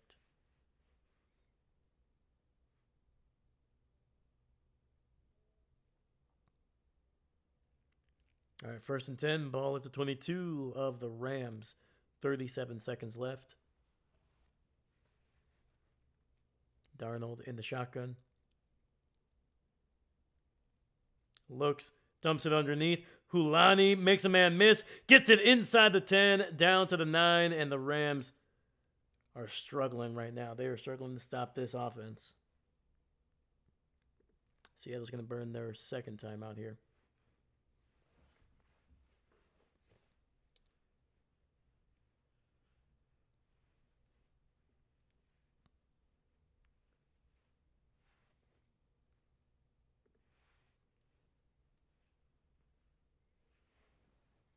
Let's go, baby. 7 people watching right now. Thank you so much, man. Thank you, thank you, thank you. If you guys get a chance, please leave a like on the video. Subscribe. It helps out the video. Helps out the channel a ton. And it's a great free way to support me, man. Thank you so much.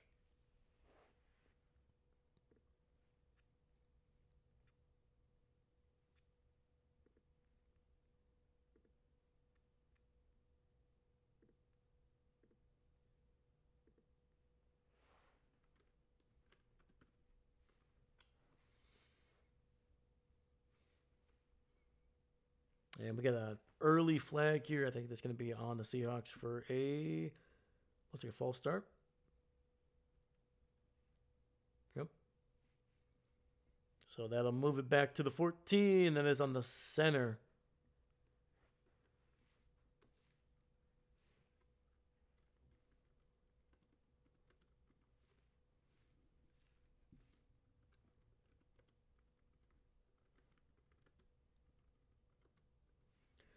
All right, Darnold in the shotgun. Running back to his left. Takes the snap. Has a little bit of time launching one and just overthrowing JSN. And Jigba was still able to catch it, but he was about 3 or 4 yards out the back of the end zone there. Yeah.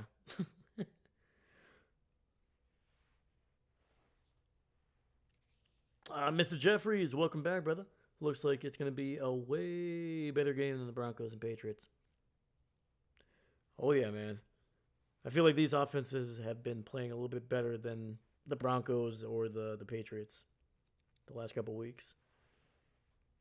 Seahawks throws wide open, touchdown, Jackson Smith-Njigba. Woo! Do you see the shiner that Njigba has right here on this left shoulder? That was where he got hit when he caught that deep shot on this drive, man. Woo! That's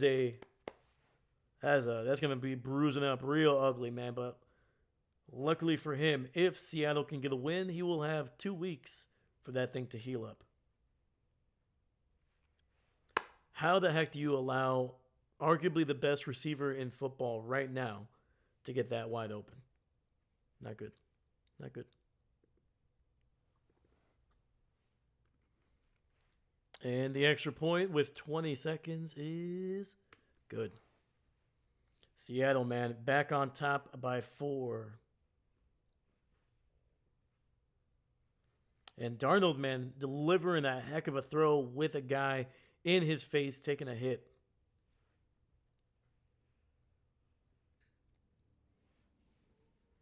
Let's go. Seastrom, go Hawks. Mr. Jeffries, JSM, baby. Yes, sir. Patrick Peterson, sick. Absolutely, man.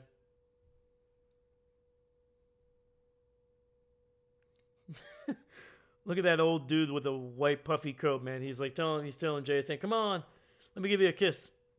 Right on the helmet. Mwah. Holy cow, man. That shoulder on Jackson's left side, man, it is bleeding. And then, of course, somebody slaps him around that shoulder, too. That's hilarious.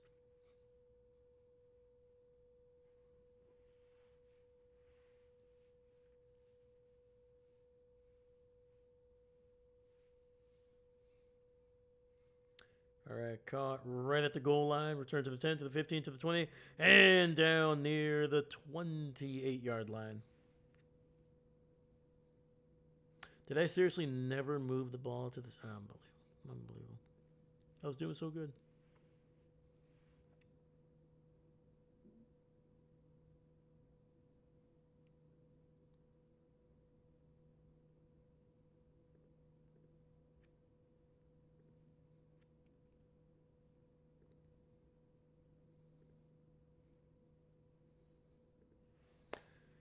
All right, 15 seconds left. First and 10 ball at the 29. Stafford looking, has a little bit of time, dumps it underneath to one of his tight ends. He's going to pick up the first, gain of 12. The clock is going to continue to run, and I think the Rams are going to use their final timeout here. That was Tyler Higbee, man. We got a Higbee sighting. Hey, Patrick, where are you at in 80 degrees, man? I forgot to ask earlier. You lucky dog. I know, right, man? Oh. Like, I'm not a person that likes heat right now, man. Like, I've never liked the summer, to be honest with you. The only thing, even when I was a kid, the only thing I liked summer is because there was fireworks. Otherwise, I could live without it. But man, dude, right now, 80 degrees would be incredible.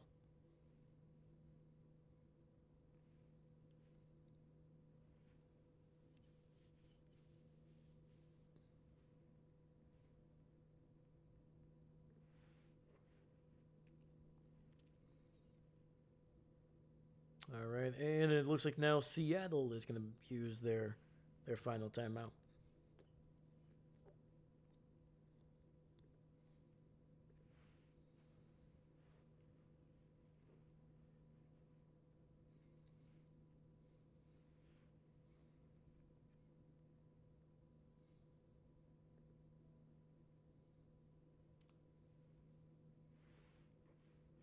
All right, we still have 8 seconds left. Crazier things have happened. So we'll keep it going, man. Seattle does get the ball to start the second half, man. So the Rams have to at least try to get some points here, man, because the next time they get the ball, they could be down by double digits if Seattle's able to get another touchdown on the other side. You got the Hawks in this one, right? Yes, I do. Yeah. I picked the Hawks just because I think they're a better team, but I do want the Rams to win.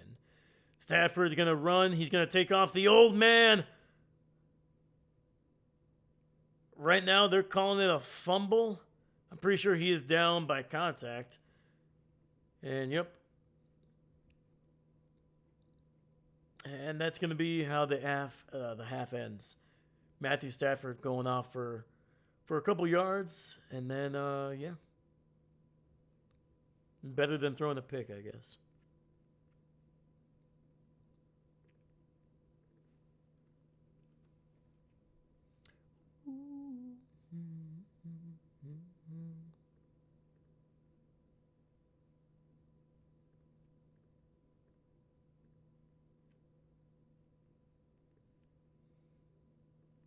All right, baby.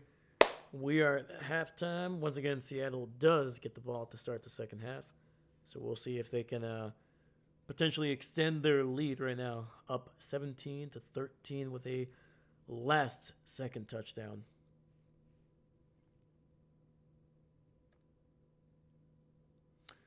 Dahlia, that shoulder looks like Rocky took it for 3 rounds in the ring. The Italian Stallion. There you go. Stafford channeling his inner Usain Bolt. Yeah, he's got to work on his form, man. But you never know, man. He could set some records, some world records.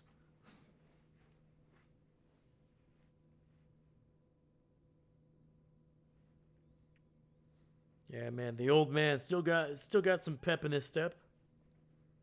I can respect it. It's faster than I can run. I'll tell you that.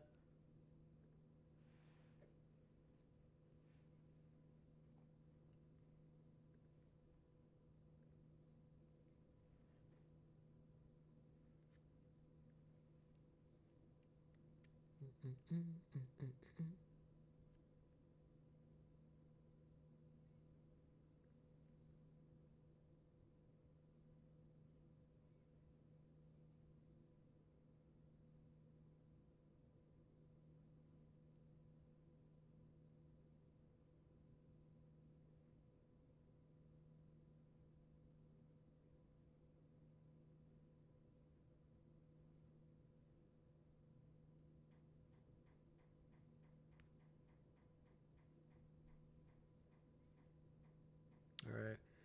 Just looking up some news here. It looks like Bobby Slowick is going to be the new offensive coordinator for the Dolphins. I believe he held that position previously with the Texans. If I'm correct, let me double check. But yeah, Bobby. He's been around the league his entire life. His dad was a longtime coordinator in the NFL. Let me see here. Started out with the Skins back in 2011. He was part of that coaching staff with Kyle Shanahan, Sean McVay, Matt LaFleur, Mike McDaniel was part of that squad as well. Yeah, that was a stacked coaching staff there in the with the Skins back in the early 2010s. He's bounced around. He was with the 49ers for about 6 years, mostly as kind of like an assistant coach around that area. Became the offensive coordinator for the Texans, and then now has been the senior passing coordinator for the Dolphins this past year. So there we go.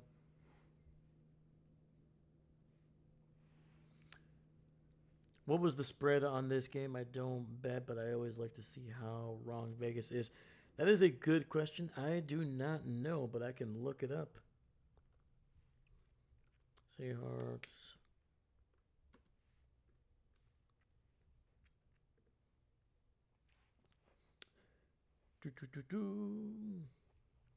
The over-under was 45 and a half.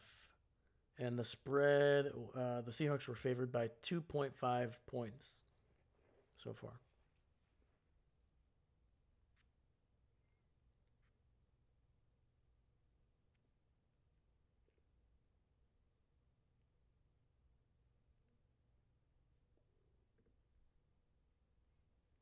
Yeah, so the Seahawks are 2.5 favorites, and the over-under was basically 45 and a half. So I guess we're still technically within that range.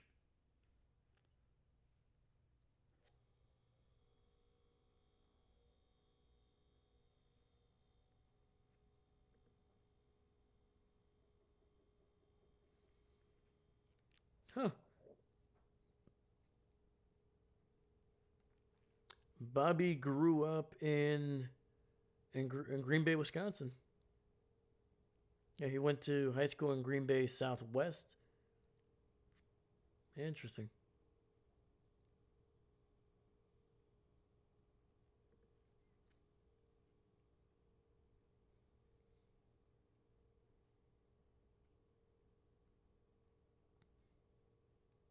Yeah, his dad was the Packers defensive backs coach from 2000 to 2003, and he was the defensive coordinator back in 2004.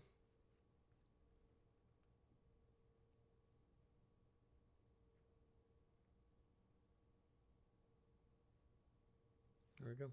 All right. Anyway, sorry, got stuck on Bobby Slowick there for a second. But yeah, coming into this game, man, I expected these defenses to kind of rule early, just a little bit. Both of these teams, besides Seattle, honestly, last week they were kind of dominating with their defenses. The Rams, their offense started out slow, but their defense has always been pretty solid. Gave up some points for sure against Chicago there late in that game, but that's usually how it's been for Chicago. But for Seattle, man, it was a just an absolute domination from beginning to end for their defense last week. And right now, relatively uh, relatively solid scoring in this game. One touchdown, sorry, two touchdowns for Seattle, one touchdown for the Rams, and we've had some decent decent defensive plays. The Rams continue not to be able to get to the quarterback on a consistent basis. Sam Darnold has been pressured maybe two or three times.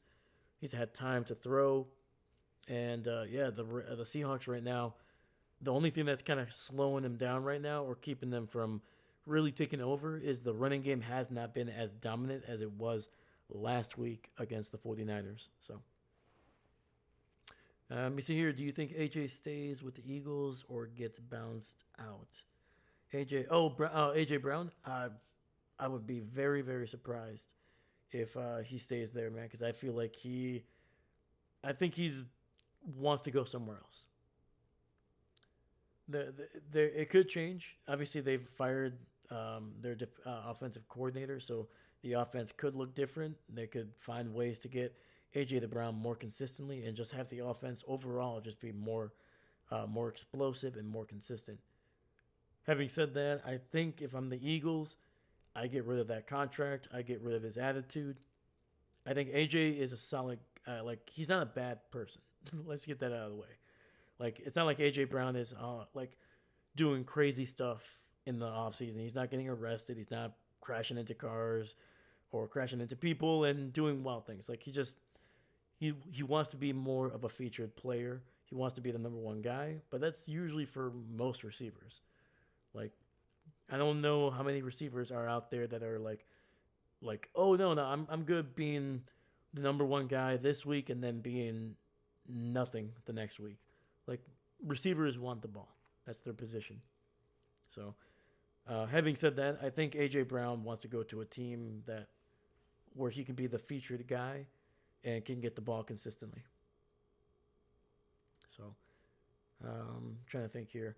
Once again, I it would be interesting if he wants to go back to Tennessee. Immediately, he would become the number one receiver for that offense. They finally have a quarterback that looks like he could be a franchise quarterback. Um, they got a good coach there now in Robert Saleh, who is likely going to be able to turn that defense around within a year or two. May not be one of the elites, but it's going to be a lot better than it was this year. And I don't know.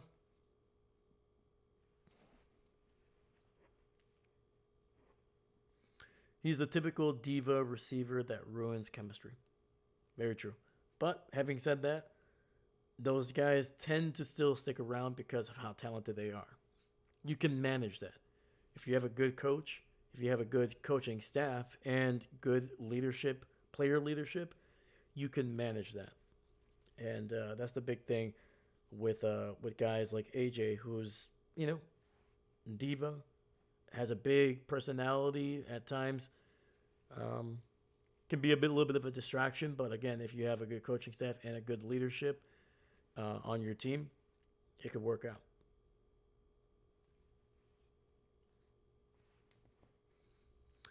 Mr. Jeffries, like we're saying, last game, give him a backup position, salary 10 years for 15 mil.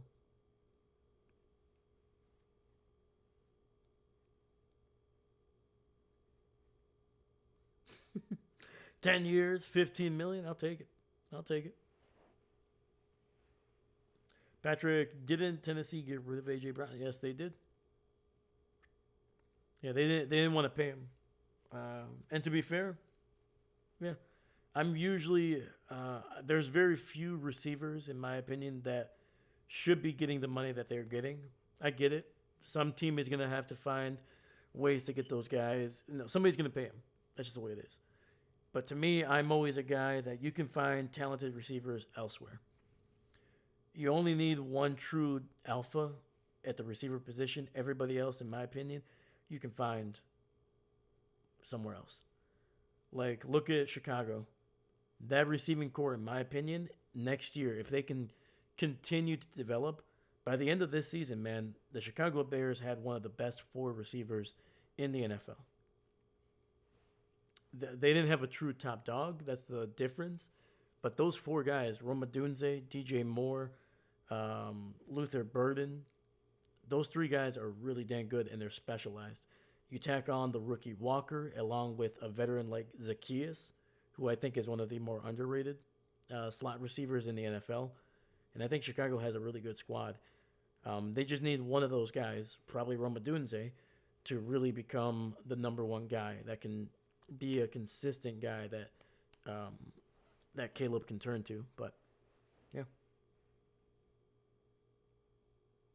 at least he's well read. I'm sure a Tennessee owner would take him back. Not no. No, I would be like I said, I would be surprised if he went to Tennessee, but I feel like that would be a good spot for him because right away he would be the number one guy. Bears receiving core is pretty damn stout for sure. Yep. And like I said, like beginning of the year, you could tell like DJ Moore was not really getting the ball consistently. He was struggling. Roma Dunze just was dealing with injuries, and something was going on with him and Caleb. They were not on the same page. Luther Burden was a big boomer bust. Like he would either have a big play, like he did against the Raiders, where I think he caught like 3 or 4 passes for like 100 and something yards, 2 touchdowns, or he would have nothing. But then by the end of the season, all three of those guys were being consistent. They were getting the ball 2, 3, 4 times a game. They were picking up big yardage, and you couple that with Colston Loveland, Cole Kmet, man. Yeah. And yeah, man, it's painful for me to admit, but Chicago's offense was really looking good. So, and guess what? Every single one of those guys I just mentioned, except for DJ Moore, on rookie contracts, cheap, cheap, cheap, cheap rates. You got them for 3 to 4 years.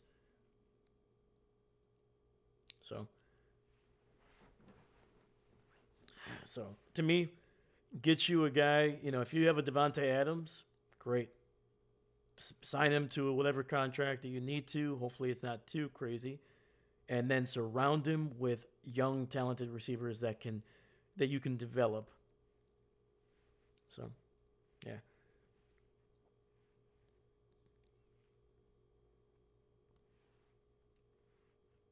Your local told you high scoring game. There you go. Let me see, Patrick. How about the Giants? Um, the Giants need depth. I like what they did with Wandell Robinson this year. I think he finally was able to figure out his role in the offense. It took him a while. Wandell was kind of the forgotten guy for the last year and a half or so, but with a lot of injuries, I think Wandell could be a solid slot receiver for the Giants. Malik Neighbors, hopefully he comes back healthy. And if I'm the Giants, I want to add at least one more receiver, probably a tight end. I think their tight ends are okay, but they're not amazing. But they need offensive line help more than anything else. And the ball is going to go out the back of the end zone. Rashid Shaheed kind of not reading the ball on that one. Luckily, it's a touchback.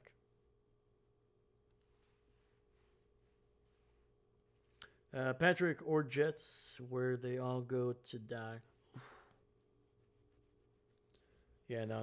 I'm trying to think. It's going to be interesting what the Jets do with Garrett Wilson. Like, he's going to be under contract for a few more years, but I would not be surprised if you start to see maybe some trade rumors with Garrett Wilson. But we'll see. All right. Seahawks, 1st and 10, ball at the 20. Handoff. Walker, good for about 4 yards. Mr. Jeffries, Loveland is washed. Need to trade him to San Francisco. Man, I know I'm a broken record, but we need help, my guy. I don't blame you, man. I don't blame you. I mean, if the 49ers kept on playing, honestly, it might be the best thing that they did not win, because if they kept on playing, who knows who else would have gotten hurt. By the end of the Super Bowl, they would be like, all right, so the starting receiver is the towel boy, the starting corner is the water girl, and the kicker is honestly, it was just a fan that they found as they were walking in. They couldn't find anybody else. Quick throw to the right side. JSN picking up a 1st down, finding the soft spot in the zone. Look at this. Fights off the linebacker. Look at that, man. That's a heck of a route. Great timing. Great freaking timing.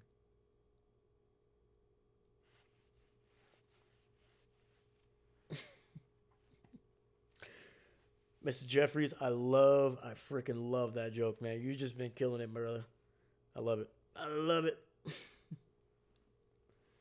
All right, 1st and 10 here.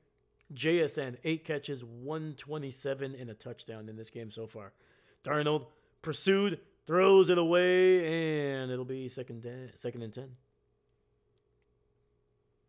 True that. Kyle Shanahan would have had a fractured femur. Basically.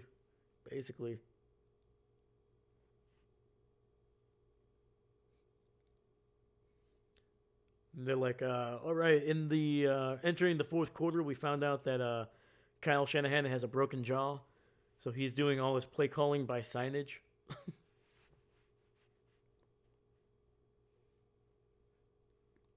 All right, 2nd and 10. Ball at the 37. Darnold in the shotgun. Delayed handoff, gets it out to Kenneth Walker, who is trying to save as much yardage as he can. He loses 2 yards, and there's a flag on the field.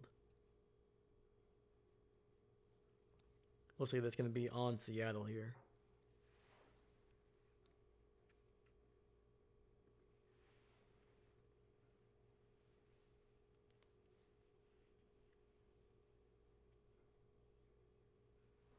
And the penalty will be declined.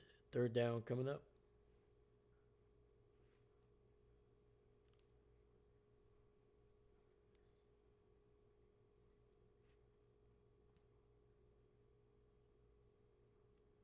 All right, we got 3rd and 12 coming up here for Seattle.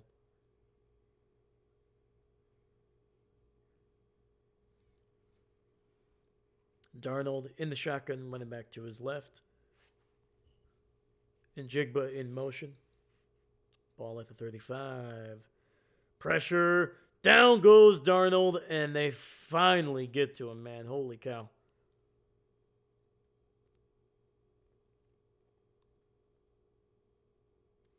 And I believe that was Foskey with somebody else there able to get to him.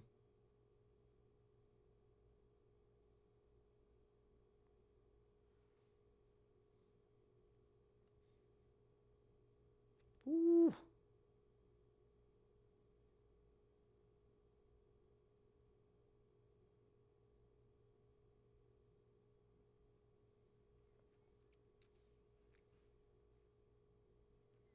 So it wasn't a 3 and out, man, but it was a fairly quick drive. And it's a fumble! And it's recovered by Seattle. And Smith, who I mentioned before, has been letting the ball get way too freaking high. It's been hitting his face mask so many freaking times. And this time, he literally just lets it go over his shoulder. It made contact with him, so it was a fumble. Like, what are you doing? Why are you trying to catch the ball so high on your body?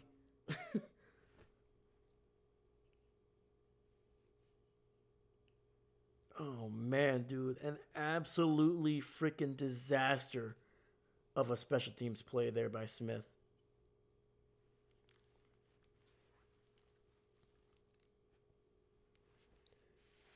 Wow. He should have just avoided 100%. Like, why? I don't know what the heck that was, man.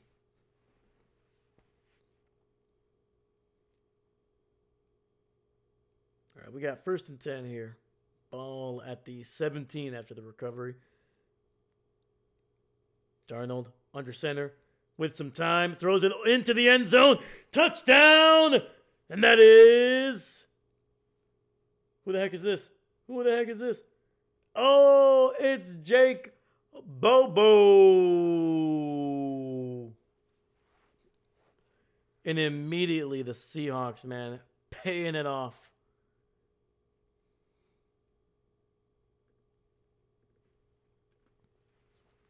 Not what you wanted. Oh, look at that double move. Oh.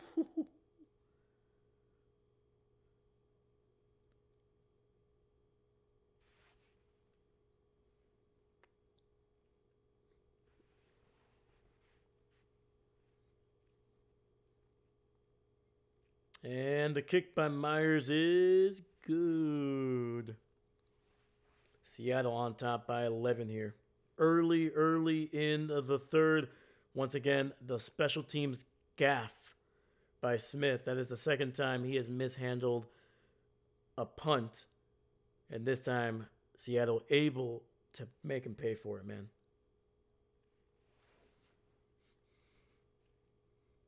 Seastrom, Darnold, TD, baby.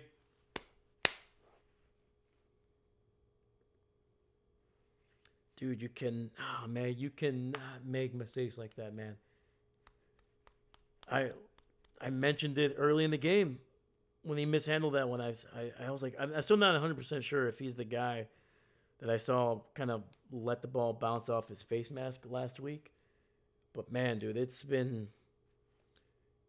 has not looked good for Smith on these last couple. Like he kind of gets under the ball way too much, where it's gonna either bounce off his face mask or right under his like chin, and I just don't like that, man. Like you gotta be comfortable enough to to catch the ball with your hands, man, guiding it back to your chest.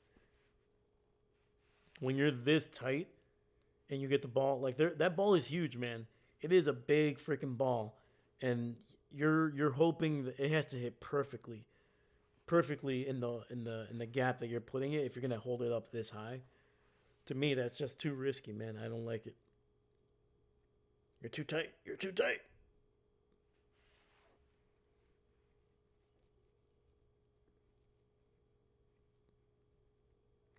Anyway, wow.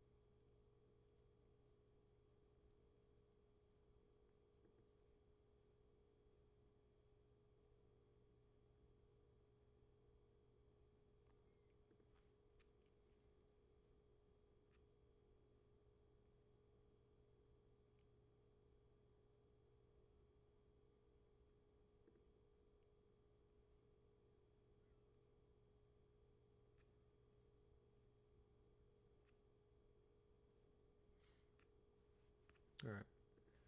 Anyway, we are back, baby. 12:02 left here in the third. Kick is away, caught inside the 5, to the 10, to the 15, to the 20. And Whittington tackled at the 25.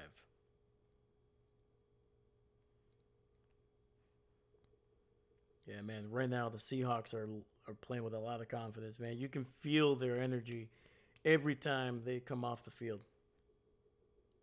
Once again, that is the second time Darnold has thrown a touchdown while getting hit.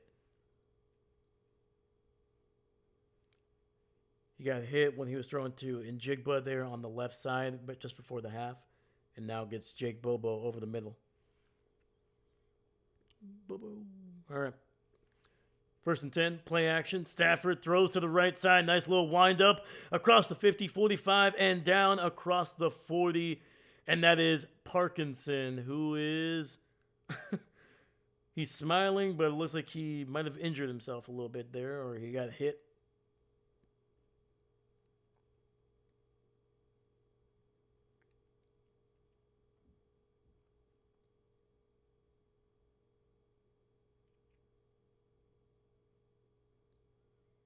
That's a heck of a throw there by Stafford, man. Great play.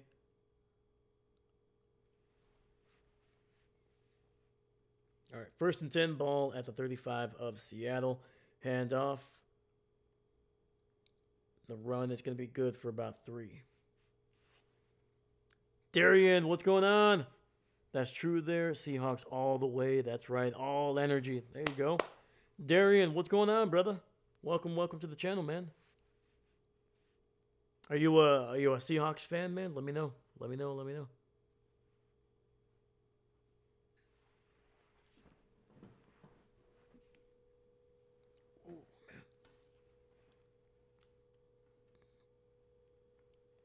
Sorry, dude. My neck has been killing me, man. Been killing me. Second and 6. Ball at the 31.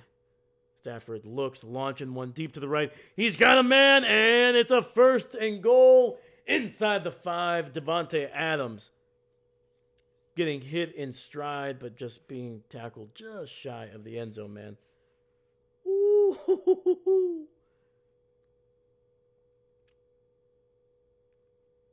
Dude, the release by Devontae, man. Absolutely legendary release, man. One of the best to ever do it, man. And all right, that's what the Rams need, man.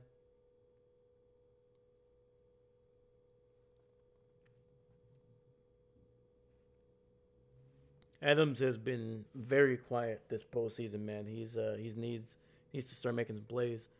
Stafford launching one to the left. Touchdown! Devontae Adams. And the Rams were spawned, man. Let's freaking go. Yes, sir. Let's go. Patrick, sweet. Darian, you a Green Bay guy? Yes, sir, man. All the way. Born and raised, man. Born and raised. Green Bay Packer, man. Patrick Adams. There we go.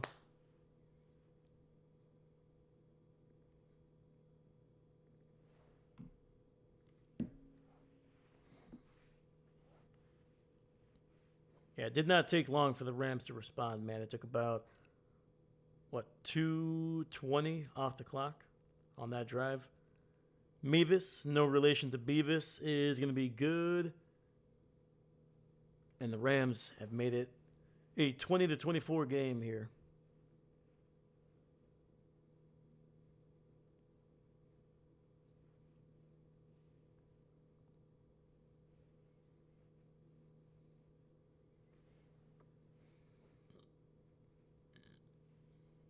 Yeah, man.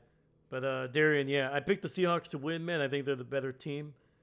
But having said that, I do want the Rams to win because your Seattle team broke my heart in 2014, man. I can't. Still have not forgiven Russell Wilson and the Seahawks for that NFC Championship game. It's too painful, man. My favorite team is the Redskins and the Seahawks. There we go. There we go.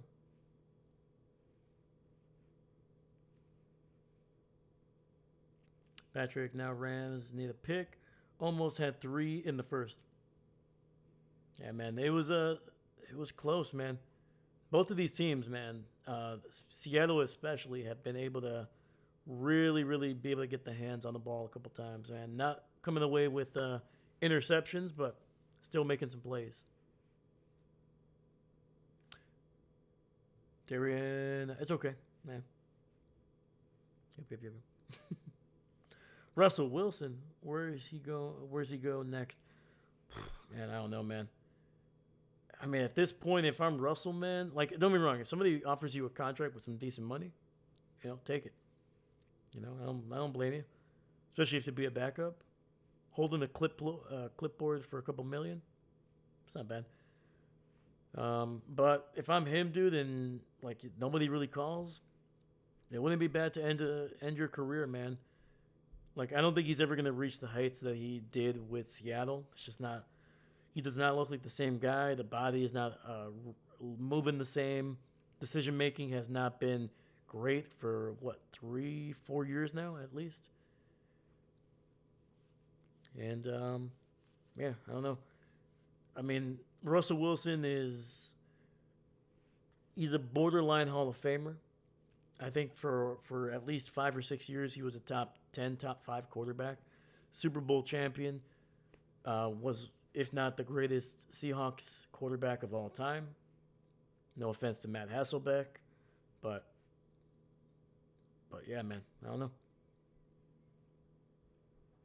Yeah, I have no idea. There's gonna be some teams that need a backup quarterback.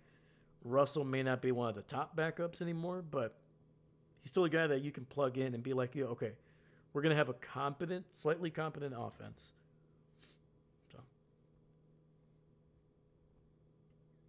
David home. He should retire. He should, but once again, if somebody's offering him like 5 to 7 million to be a backup, would you say no to that? Be like, all right.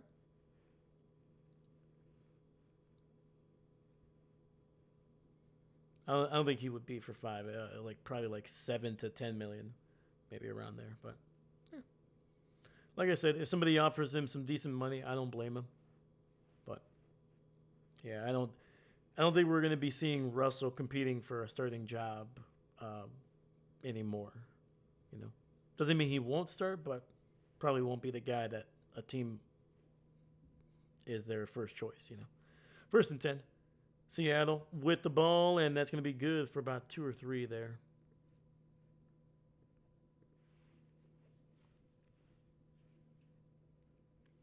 Washington, maybe. Absolutely, I could see him with Washington. I mean, they like to have veteran quarterbacks over there in Washington, especially backup quarterbacks. They like that, like Mariota, Josh Johnson. They like their veteran backups. Don't forget Tom Brady, the best time quarterback. Yeah, Tom, that guy. Kenneth Walker trying to find some yardage, cannot, and he's going to lose about 2 yards there. So, 3rd and long coming up.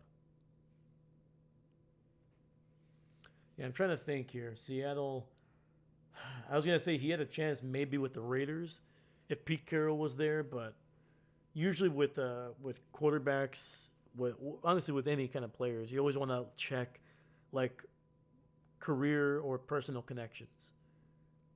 Like, who does Russell Wilson have a good relationship with that is potentially making decisions about rosters in the NFL? Finds Cooper Kupp there on the left side, and that's going to be a first down. Picks up about 14 on the play. Cooper Kupp.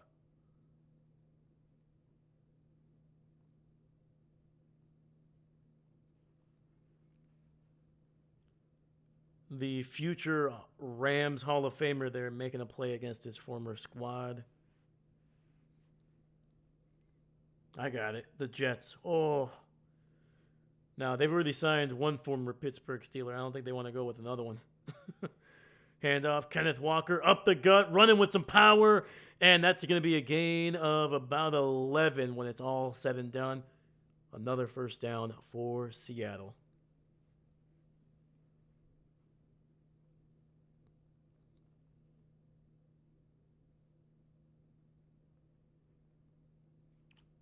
Trying to think here. Minnesota could be a team. He could be a backup there. Wouldn't be surprised. All right, we got 1st and 10 here. Darnold alone in the shotgun. He's got two receivers on the left side. Looking, throws it over the middle. Finds, looks like Hulani picking up 9 yards on that catch and run. All right, man. I like that we're seeing this kid, man. Hulani is playing a little bit better, man. First quarter and a half, man, he was struggling to find the ball, but now he's trying to find some room. He's trying to get some catches here. I like it.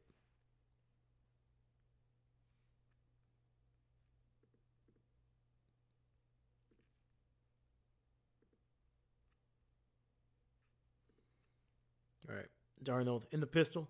Quick throw to JSN on the left side to the 30, 25-20, and that's going to be a first down for Seattle, man. They are going to be just around the red zone.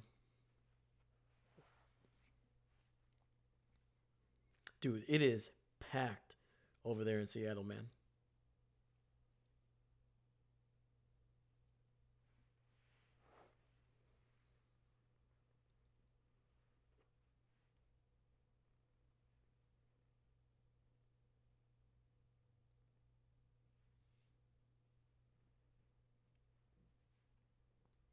All right, 1st and 10. Darnold under center. Fakes the handoff, rolling off to his left. Gets it to his tight end. And that's going to be a decent catch and run. And good for about 6 or 7 there. Another touchdown soon. Potentially, man. A.J. Barner with a nice little catch. Yeah, Seattle's offense, man, they're kind of clicking right now. Yeah, that touchdown just before the half really started to get this offense in rhythm. Quick throw, and that's going to be incomplete. Trying to get a quick throw to Jake Bobo there on the left side. Sam saw that the Rams were playing some soft coverage there, giving the receivers about 6 or 7 yards. He just missed on that one.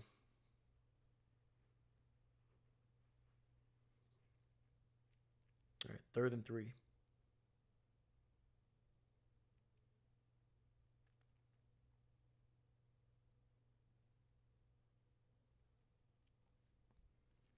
Ball at the 13. Darnold in the shotgun, running back to his left. He's got 3 receivers on the right side. Takes the snap. Pressure. Throws to the right. He's got a man. Touchdown! Cooper Kupp. Let's go. And the former Ram getting it done for his childhood team, man. This guy grew up, born and raised in Washington State, and now is getting a chance to represent his childhood team. Ooh, look at that route. Nice little in route. Finding the soft spot and then just taking it upfield.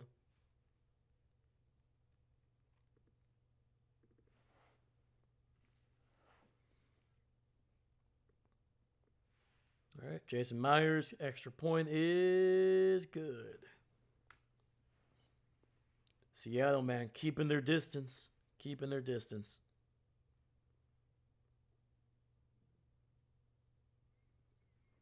And I believe that is Sam Darnold's 3rd touchdown. Actually, no. Is it 4? I think that's going to be 4 because I forgot Kenneth Walker. Let me see here. Hold on. Let me double check.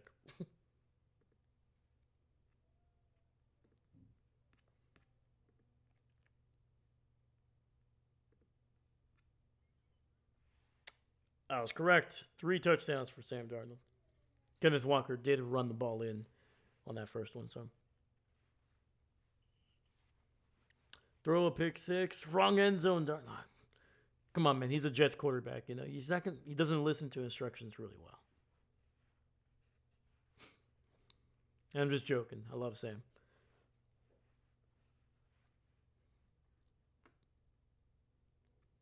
To be honest with you, I think a lot of people are happy for Sam, man. He's finally found a quarterback and a franchise that has kind of built the offense to his strength, has tailored, I should say, the offense to his strengths. And Darian Sorensen, that's right. There we go, baby. Yeah, man. This is probably the most they've relied on Sam in the playoffs, man. He did not have to throw a bunch last week. And right now, this guy is 19 of 27, closing in on 300 yards, 3 touchdowns. Jackson Smith and Jigba, 9 catches, a buck 39, and a touchdown. It's looking solid, man.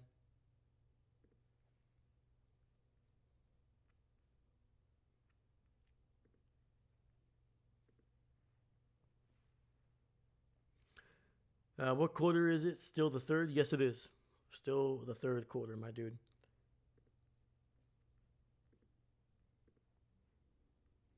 Yeah, we got 4:52 in the third. So just under 5. Just under 5 minutes, man.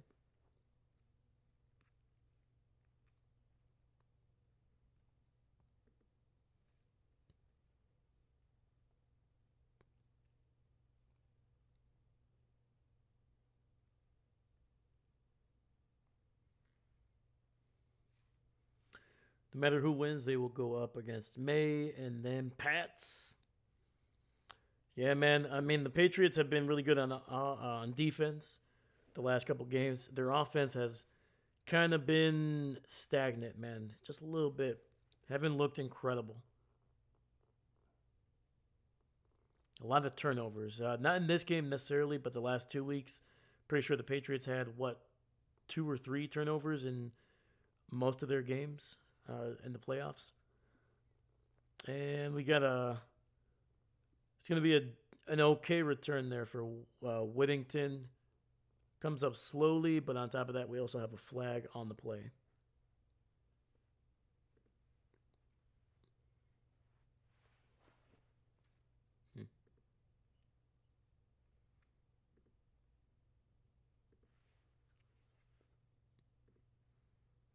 Yeah, it looks like the refs are going to be talking about this one for a second. Let's go, man. We got 9 people watching. Thank you so much, man. Appreciate you. Appreciate you. If you do get a chance, please leave a like on the video. Subscribe if you haven't. It helps out the video, helps out the channel a ton. Yeah. Unfortunately, the algorithm likes that kind of engagement, man. So it gets the video recommended out a little bit more. But thank you so much, man. Regardless. All right, 4:45 here. 1st and 10, Stafford, little play action. Looking, throws to the left. Has a wide open Davante Adams, and he will be just ahead of the 45. A big explosive play, man. Looks like Witherspoon kind of fell on that play. Yes, he did. And the perennial All-Pro Davante Adams with a big catch, getting it down to the 48. Stafford looking, throws, gets it out to his tight end. And Ferguson able to pick up about 2 near the 50. And there's a late flag there.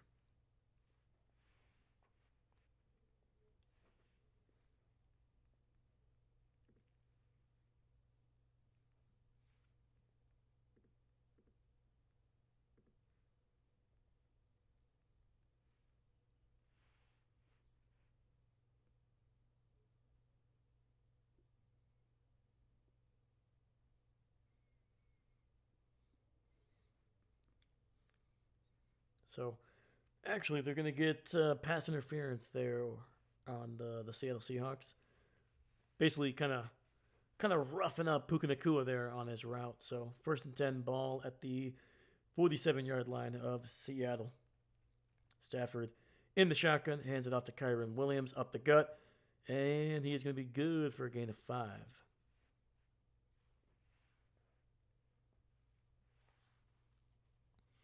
All right. So not a great sign. They got Kobe Turner, one of the better defensive linemen for the Rams. He is kind of limping into the locker room. So, and on top of that, Whittington, their number 1 kick returner, and on top of that, one of their better reserve receivers. Man, he is also banged up apparently. Stafford avoids a sack, tries to get it out to Kyren Williams, and he is going to be able to pick up 2 yards, but we do have a flag.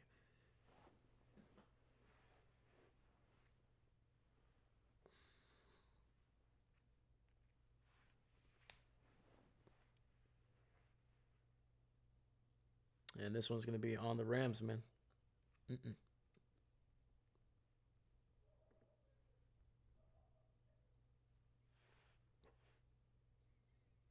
Illegal hands to the face.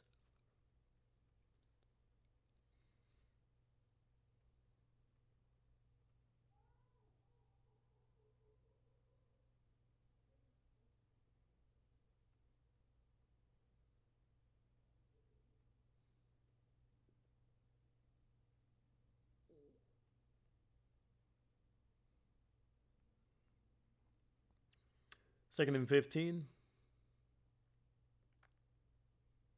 Handoff. And Kyron able to get it down to Seattle's 49. So a pickup of about 4.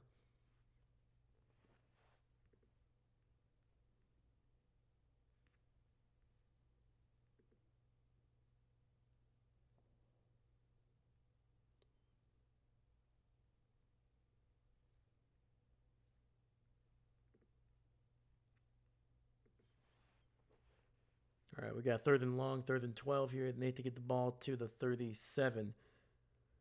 Stafford throws, avoids a hit, and he's nearly picked off in and out of the hands of Seattle, man.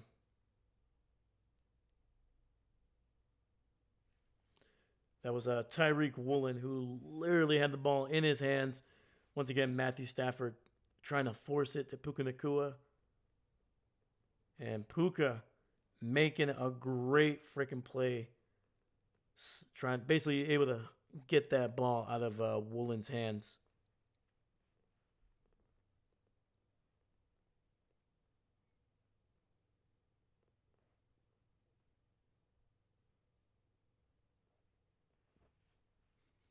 And then there's going to be a late penalty.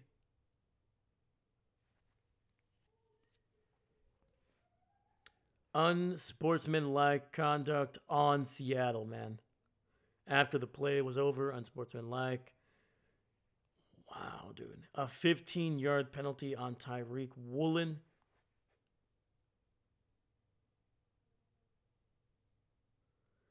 Walking over to the Rams sideline and just trying to do too much, man.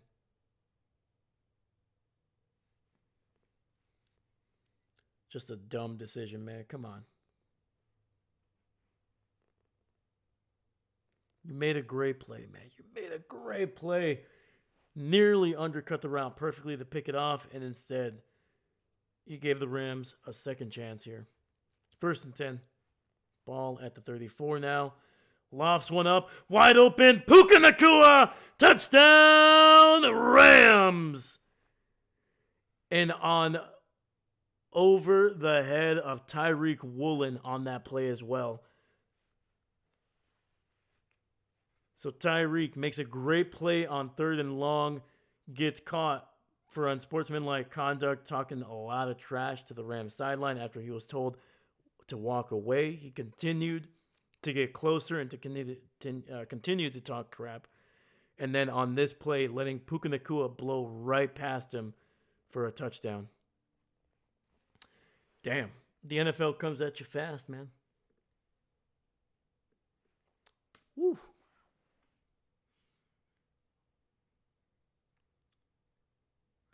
Let me see here. Darian, sorry. What's up, brother? Let me see here. No matter who wins. Oh, sorry. Where are you from? I'm from North Dakota. I'm from Wisconsin, brother. Wisconsin. Born and raised, man. Holy cannoli is correct. Now we need a freaking stop. Put the sign up, man. Put the sign up.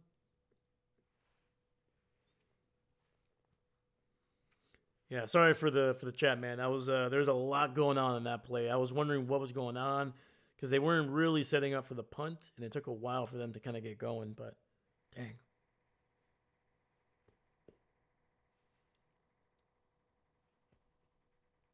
Darian, nice. Heck yeah, man. How's North Dakota right now, man? Are you guys getting snow? How cold is it over there? Let me know. Let me know.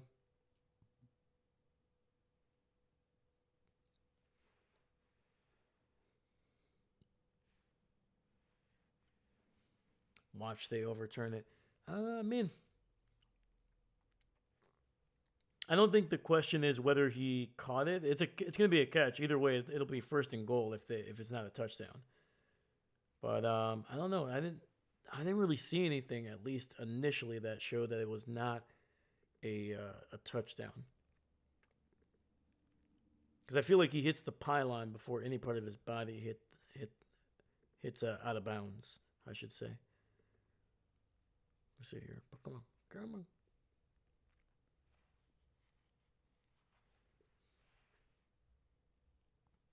What we need is Darnold to throw. What we want, baby, I got it. What we need is another touchdown. Cause all I'm asking. Sorry. Song got stuck in my head. I was actually listening to that song earlier today, so such a good song. Anyway, pick six, seriously. Darian, cold and negative 20 below. Ooh-wee. Yeah, man. Today is the first time we have hit positive, at least in Wisconsin. The last 3 days basically have been negative, anywhere between negative 16 to negative 25 for the last couple days. And that's not including the wind chill. The wind chill has made it basically like negative 30 plus for the last couple days here in Wisconsin. But today, a high of a balmy, sweaty 7 degrees with the wind chill making it feel like it's negative 10.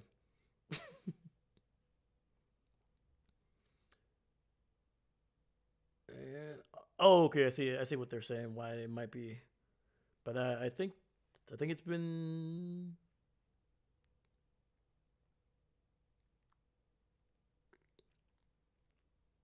And there it is, man. It's been confirmed. Touchdown.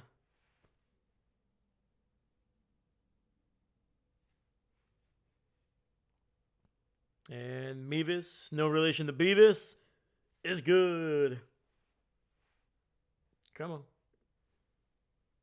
There we go. Darnold has way too much time in his pocket. He will carve us if we don't change fast. Yep, 100%, man. Honestly, both of these quarterbacks have had quite a bit of time here in the second half. Stafford has been able to find guys deep down the field. Darnold has been able to do the same. The defenses are struggling in the second half.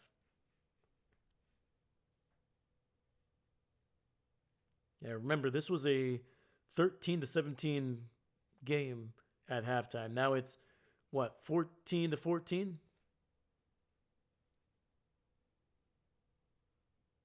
And Seattle's couple Seattle players getting into it. It looks like Tyreek Woolen was getting yelled at by a couple, or at least one of his teammates had it be separated. So it's not good. It's only the third quarter, man. All right. Kick is going to be caught at the 5, 10, 15, 20, 25, and going to be running into the back of his own guys. Luckily, there was no butt fumble there.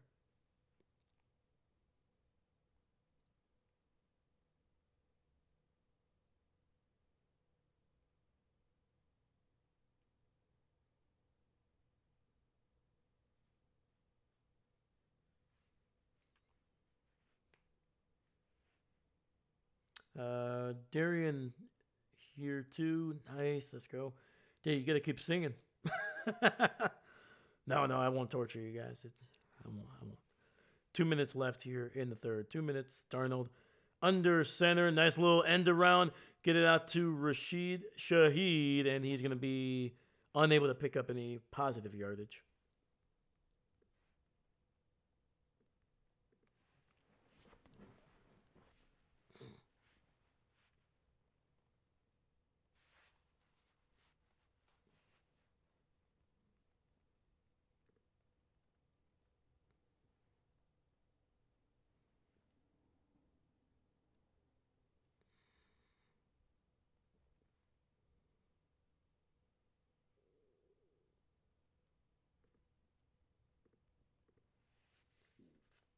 right, we got 2nd and 10.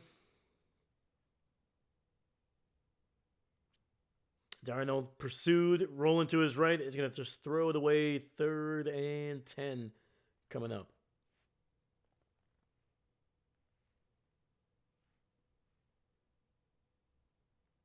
Yeah, just pressure right up the gut, man.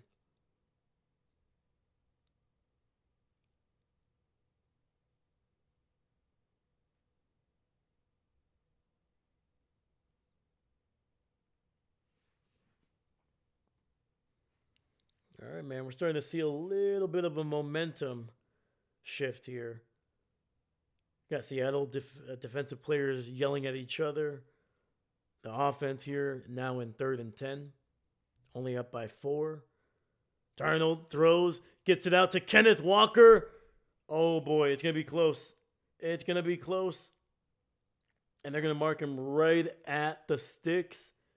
And it's a 1st down on 3rd and 9. Able just able to get it out. Look at that.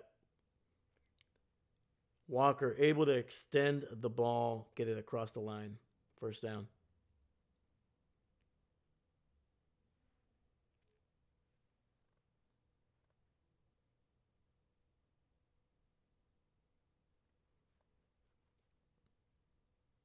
All right. 1st and 10, ball at the 37. This will likely be the final play of the 3rd quarter. Ball is snapped. Ooh, just as it hit 0. Darnold looking. Throws it underneath. Gets it out to his tight end. Sorry, actually to Holani, the backup. And he's going to get it down near the 41. Nice little pickup of about 4.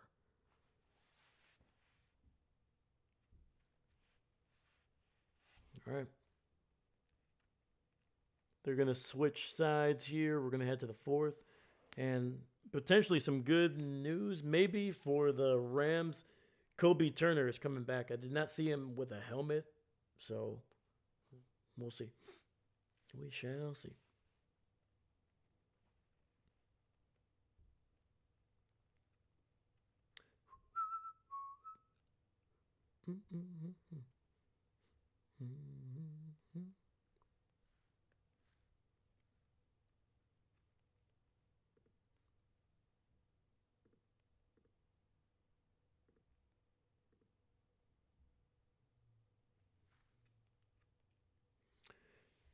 Patrick, get a damn stop, please. There we go. There we go. You always got to add the please, man. Always got to add the please. People forget about that.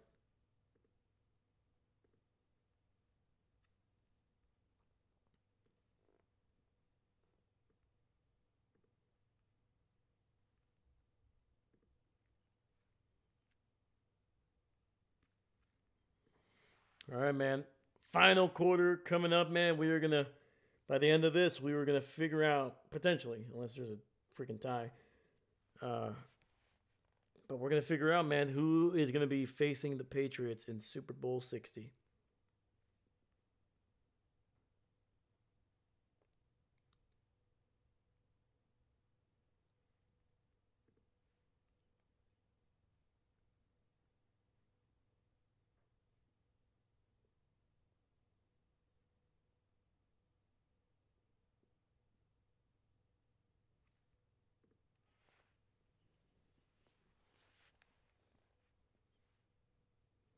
David, throw a pick 6. I know, right, man? What the heck? Just rude. Just rude. Darian Sorensen, Seahawks. Boom. Patrick, Rams haven't led once tonight. Bad sign, bad sign. No, they did. They were up just before the half. They were up 13-10. Because remember, the Seahawks then scored with 20 seconds left to take the lead, 17-13. So the Rams did lead once.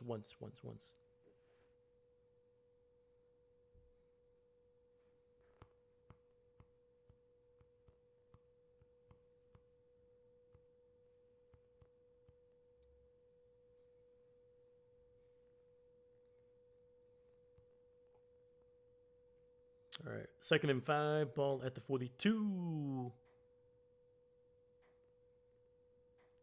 Darnold, who started out under center, is now in the shotgun, running back to his left. Pressure. Has some time. He's going to take off and run across the 50, down to the 45, and Sam Darnold picking up some big yardage with his legs. I like it.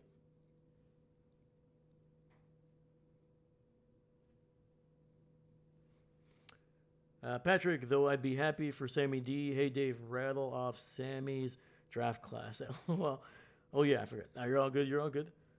Oh, man. What was that? What was that? Because he was second overall pick, right? Was that the Baker? Is that the Baker draft class?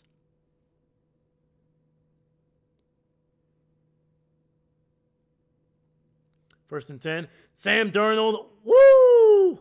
Getting absolutely smacked for a sack there by Kitchens. A heck of a blitz there. Did not even sense the pressure. Look at Sam Darnold. He's like, what the hell just happened? Yep. Just right there. As soon as he got done with the play action, felt the pressure, and yeah. Woo.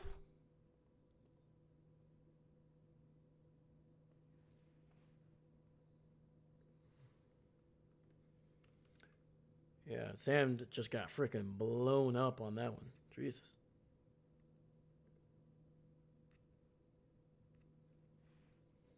Second and 19. Finds Cooper Kupp for a gain of about 4 right across the 50.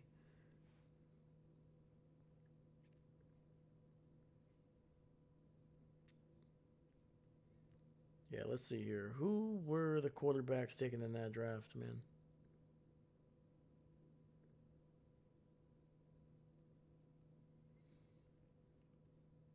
So, yeah, we got Baker Mayfield, Sam Darnold, 3rd overall pick, not 2nd. Josh Allen, 7th overall pick. Josh Rosen. Lamar Jackson. And he was the last player drafted, last quarterback drafted in the 1st. And I think we are going to get a penalty on the Rams there. One of their edge rushers jumping the snap a little bit too early.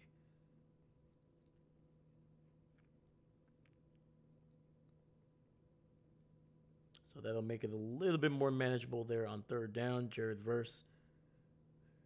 After that, another quarterback was taken until the 3rd round. That was Mason Rudolph. And then just a bunch of guys that didn't really do a whole lot. Maybe Mike White is probably the most notable.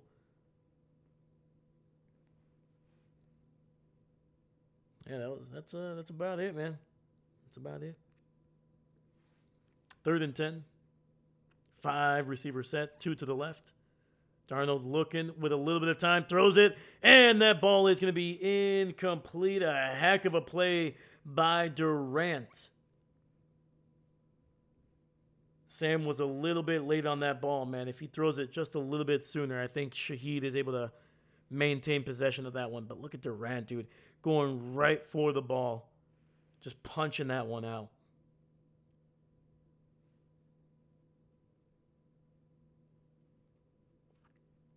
Huge 3rd and long. Josh and Lamar. Drake, Sammy. He'll be before them. Yep. Thanks. Big stop. Big stop. And Dixon's punt is away. And it'll be fair caught right around the 10. That was actually Kyron Williams. Oh, boy. Sorry, I'm moving the camera over here. Sorry.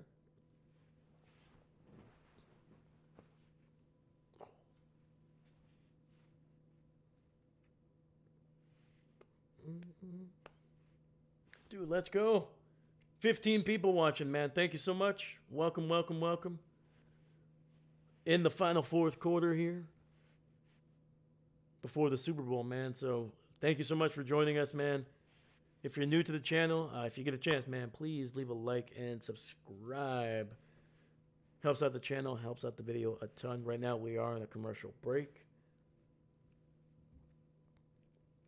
And we're going to see what the Rams can do. David, there you go. Actually, I think I do have my sunglasses here. Hold up. We're in a commercial break, so I'll be right back.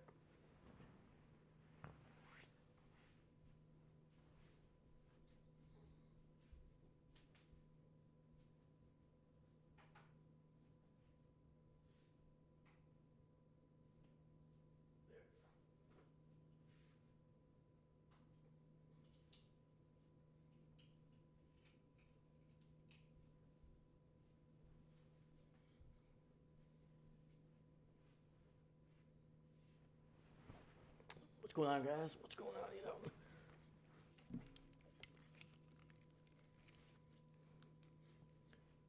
What if I do the rest of the game like this? Just after a couple minutes, you're like, he hasn't said anything. And I just go.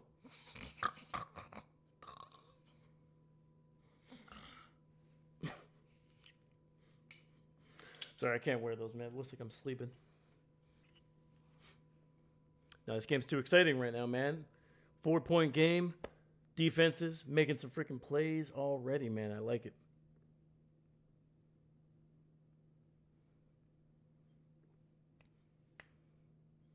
Do it. Do it, man. Just do it. There you go.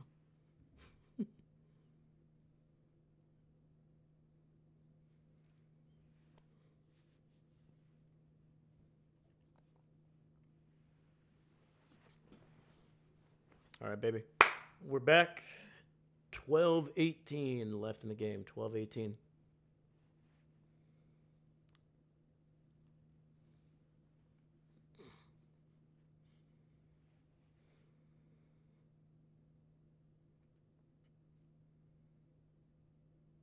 All right, we got 1st and 10. Stafford under center, single back in the backfield, ball at the 10-yard line. Play action, hand it off to Blake Corum, and he's going to keep going, picking up nearly 11 yards for the former Michigan Wolverine.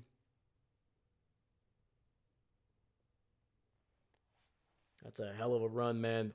Running physical. I feel like he's been the more effective back, man. Kyron has not been bad, but I feel like Blake today has been able to find a little bit more room to run. All right, Stafford under center. Puka Nacua alone to the left. Dumps it underneath. Gets it out to Blake Corum. Picks up another 1st down across the 35 down to the 36. Picks up about 15 on that one. Nice little catch and run.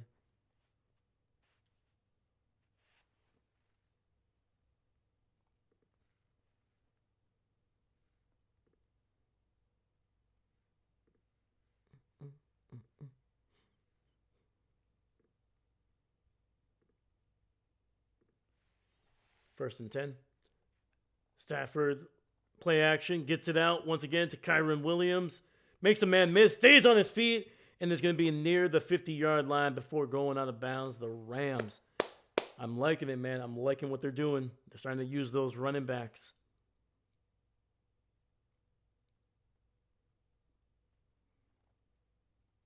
Dude, there's about 3 Seahawks players that just missed tackles on that one.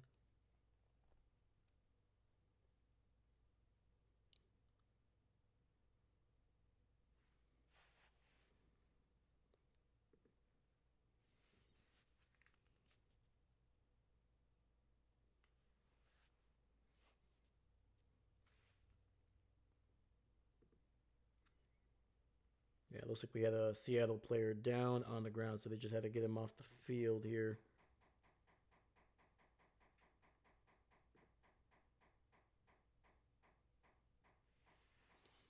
All right, 1st and 10, ball at the 49. Stafford, play action, rolling to his right, looking deep down the field, and it's incomplete, overthrown. Trying to get it to the rookie Mumfield down the field here.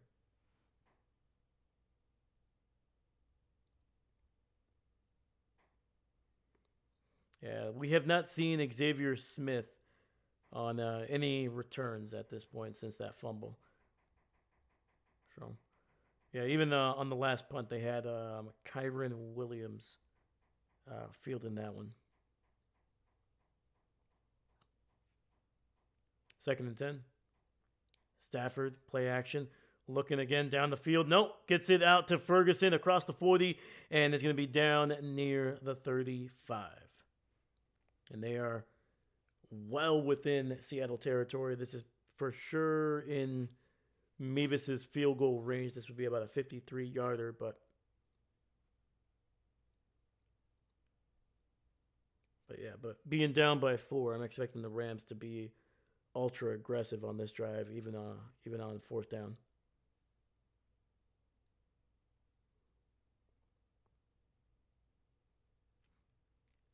First and 10, Stafford, shotgun, looks, throws it underneath, gets it out to Blake Corum, and that's going to be a pickup of 2.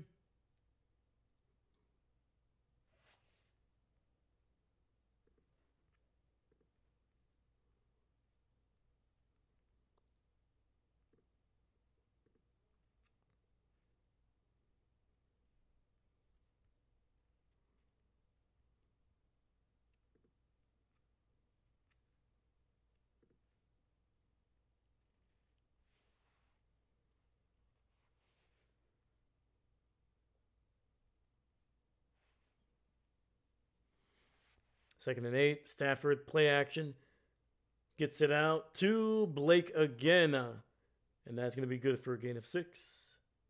Third and 2 coming up.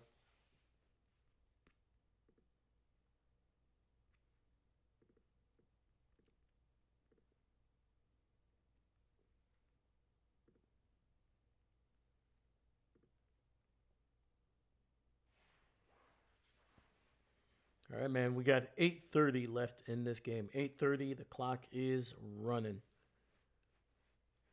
Ball just shy of the 26. Need to get it to the 25 for a first. Play action. Gets it out to his tight end to the 50. Oh, and Parkinson bobbling that one. I thought he had it, and it's going to be incomplete. Would have had it inside the 20 for a first down. Oh my God, dude. Literally caught it with his pinkies and then tried to recapture it, and the ball just went straight down.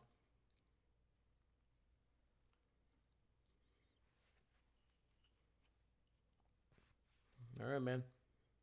4th and 1. The Rams have not been great on short yardage situations when they have to run the ball. Stafford going to keep it, and he stays on his feet and picks up 2 yards and a first down for the Rams, losing his hand warmer there.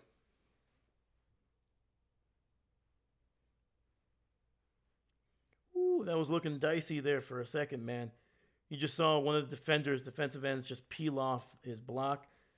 He had a one-on-one with Stafford, but just could not wrap him up cleanly. And that was DeMarcus Lawrence.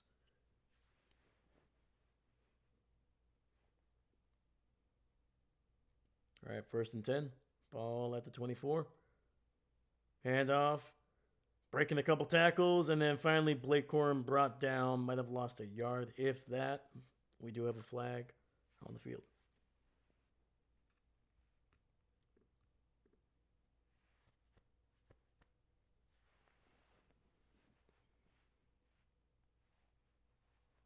And that's going to be on Seattle. All right. All right.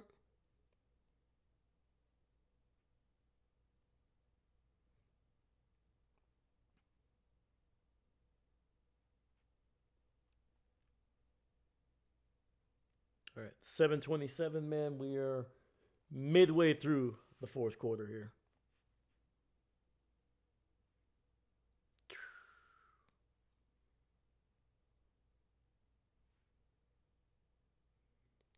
Patrick, exciting game. Heck yeah, brother. Let's go. 1st and 10, just inside the 20, right at the 18. Stafford, play action, looking. Nope, not liking what he's seeing. He's going to pitch it out to Puka Nacua, and that's going to be a gain of 7 yards before going out of bounds. First down, the Rams. Yeah, it looks like Stafford was setting up a screen there on the left. Seahawks played it perfectly. Stafford began to run up. The defender kind of closed in on him, and he just kind of pitched it out there, almost like a little bit of an option play.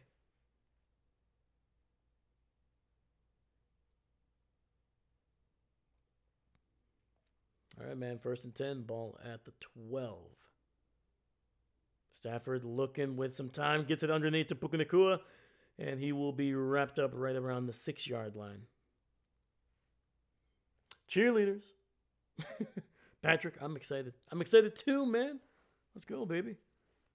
We got some points. We got some good defense. I like it. It's been I would say this is definitely the best game so far of the day. We had some bangers last week though, man. We had some really good ones. Honestly, the playoffs have been really solid, man. We had some really good games in the wild card. The last two were kind of sluggish, kind of blowouts, but there were some really good ones. Handoff, and Kyron Williams dropped for what looks like 0 yards on the play. Third down.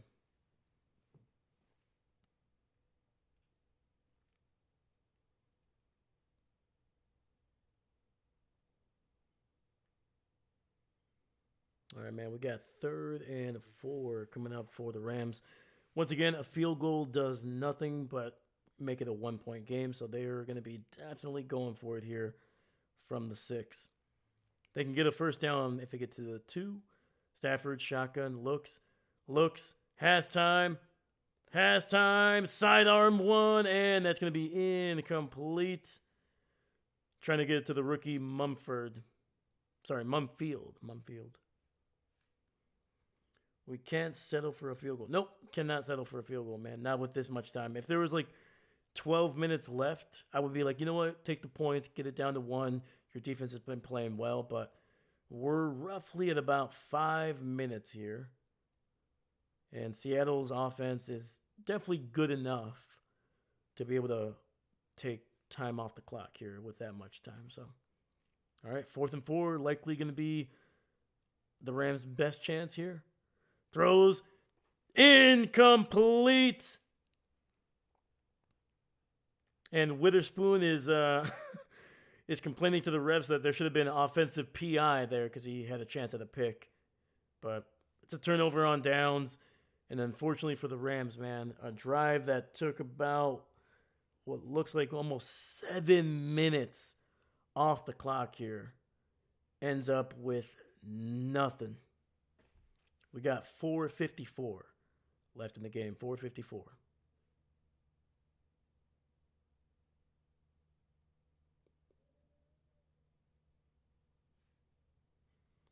No, I didn't mean to go for it. Damn, we got nothing.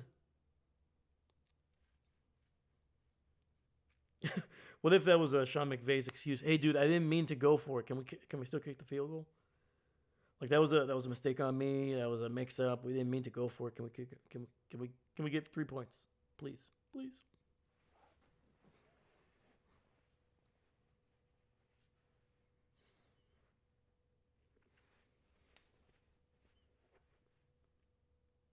All right, man. So we're on a commercial break here. We'll see what Seattle does, man. Their offense has not been amazing the last couple drives.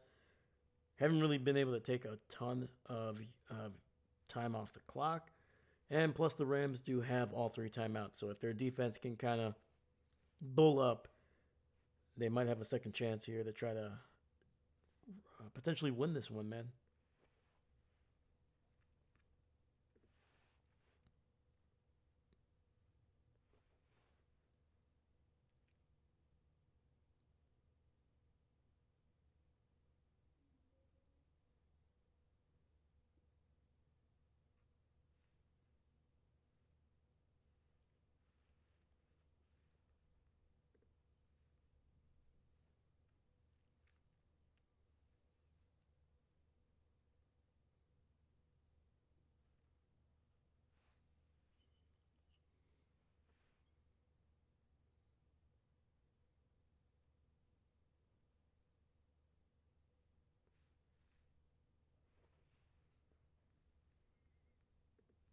All right, man. Let me see here.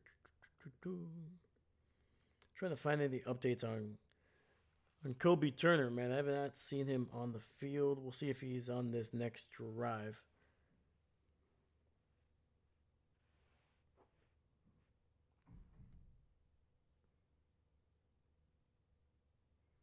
Yeah, looks like Stafford was trying to get the ball to his running back there on the left side, but they were prepared for that one. And then the rookie Ferguson just kind of stopped running the route there. I don't know what he was trying to do.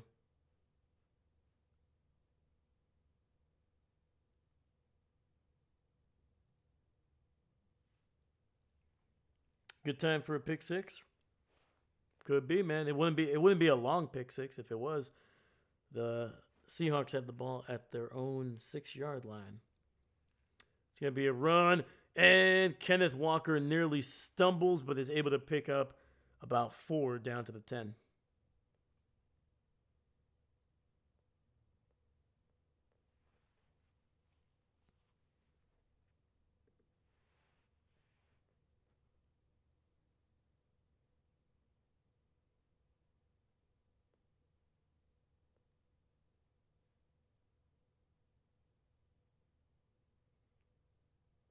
All right, man. 2nd and 6. Darnold pressured, gets it out. Kenneth Walker makes a man miss, makes another man miss to the 20, stiff arms a guy, and he's down to the 25. A massive, massive catch and run there by Kenneth Walker. Yeah. Byron Young whiffing on that one. Spite's not in great position to make the tackle. I mean, yeah, to a defensive end on one of the better backs in the NFL, that's a mismatch. Landman unable to wrap him up.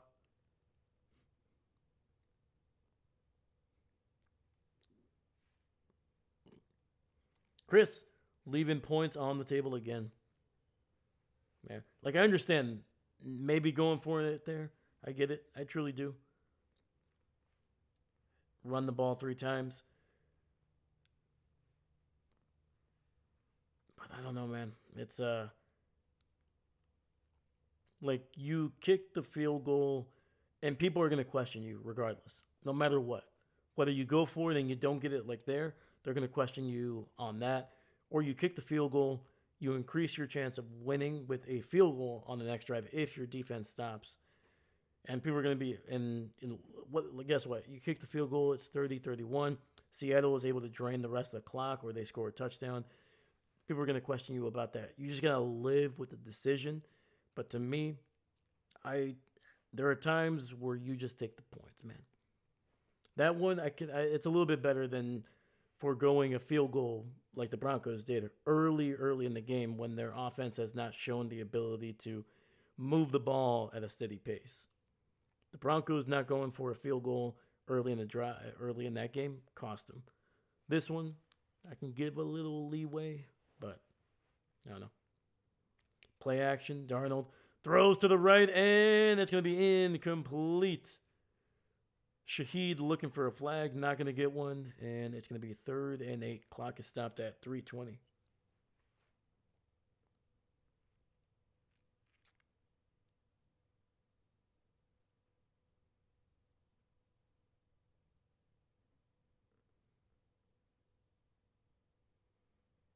Yeah, I think if Darnold, that should have been probably defensive PI right there, man. That's a push in the back.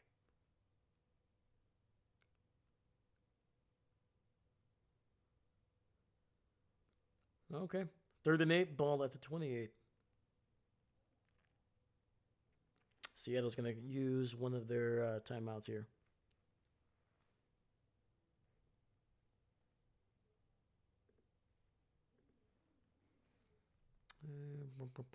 The Rams also used a timeout earlier. I forgot. Eben, slow game. Yeah, man. It's definitely slowed down. Usually the games like this, when they're close, they tend to start slowing down just a little bit because teams are starting to pass a little bit more. And the one of the few times that the clock actually stops before the 4-minute mark is when it's incomplete. So you throw more incompletions, more times that the clock is stopped. But yeah, but I kind of agree with you, Chris, man.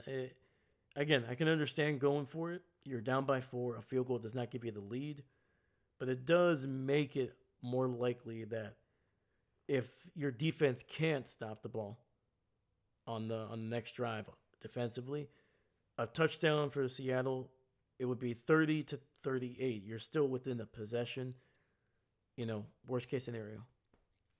Best case scenario, you kick a field goal, you're down by 1, you get the ball back with probably under 3 minutes left, under 4 minutes left, and now you have the advantage to potentially kick a game-winning field goal. Try to take as much time off the clock as you can. But now you still need a touchdown. Now you need to get down the field again instead of potentially just kicking the field goal to win the game. So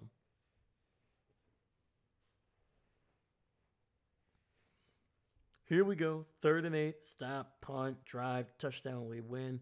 Is that too much to ask for? Why? Chris, take the points. If the D doesn't stop them, you're either down by 4 or by 8. Still need a score. 100%. 100%, man. Yeah.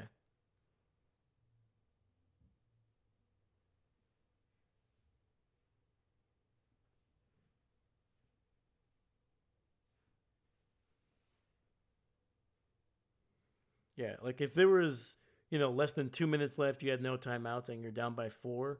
Yeah, kicking a field goal does not make any sense at all, because you're likely not going to get the ball back with enough time to score again of any kind.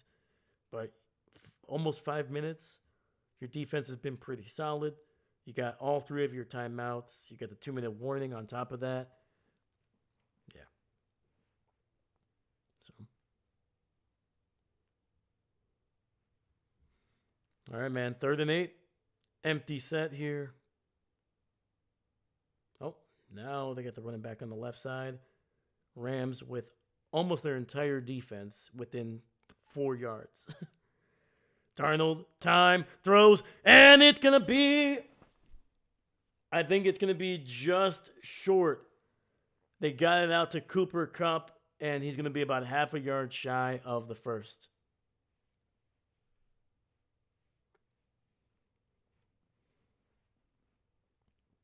Woo! And right now they're saying first down.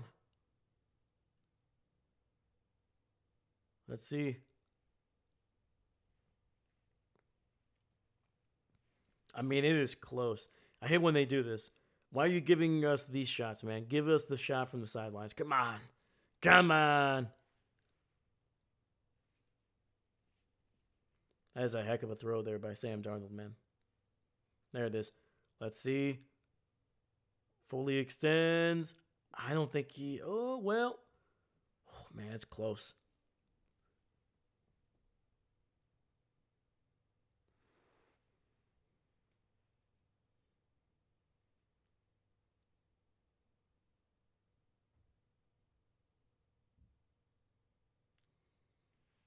So the Rams did use a timeout here. They're trying to throw the challenge flag at the same time, too. So, honestly, if I would have just thrown the challenge flag right away without using the timeout, but we'll see. It's close, man. When he finally makes contact with the ground, that's when the ball advances to its furthest point.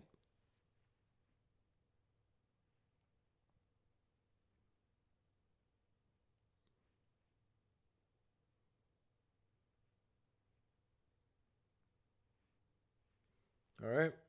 It's been confirmed. 1st and 10, ball at the 35. All right, Rams had to use their second timeout here. Run by Kenneth Walker gets nothing.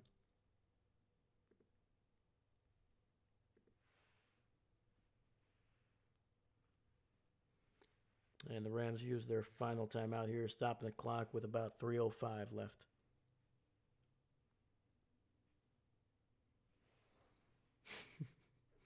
Let me see here. Where are we at? Patrick, not a catch. Ask Buffalo. Jesus. Oh, man.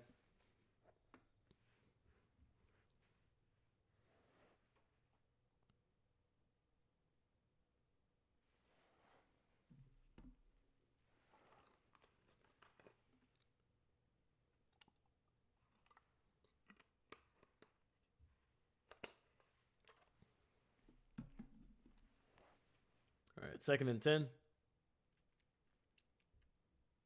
Darnold, play action, rolling out to his right, throws, first down, and that's going to be Jackson Smith and Jigba. stayed in bounds as well. The clock is going to continue to run, and we are going to be. I mean, the Rams, man, are going to be looking to try to get this ball back, man, but it's not going to be until after the 2-minute warning. That is a hell of a throw. Great route there by Njigba. Smart play, staying in bounds, man. 10 catches, a $155, and a touchdown.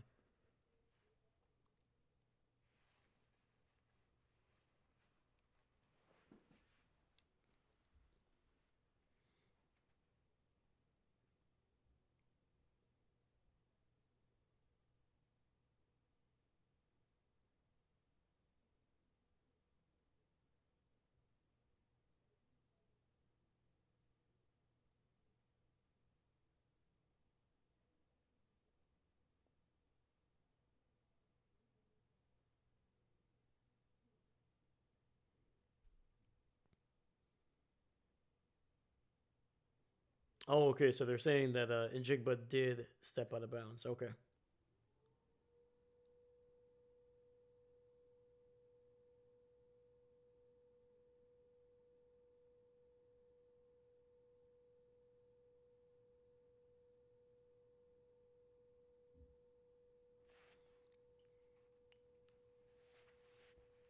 All right. Clock is stopped at 3 minutes exactly. The ball at the 49, just shy of the 50.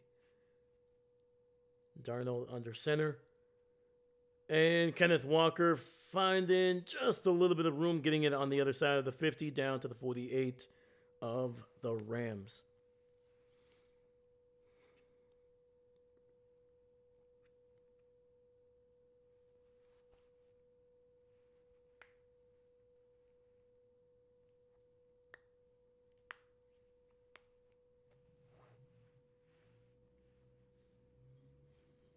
All right, man. Once again, we're either going to get a rematch of Super Bowl 49 between Seattle and the Patriots, or Super Bowl 53 between the Patriots and the Rams. And Darnold looking, throws, finds, nope, incomplete. We do have a flag. And what's it going to be, man? This could be a back-breaking penalty by the Rams. Based on Sean McVay's reaction, I think it's going to be on LA there. Yep. Holding.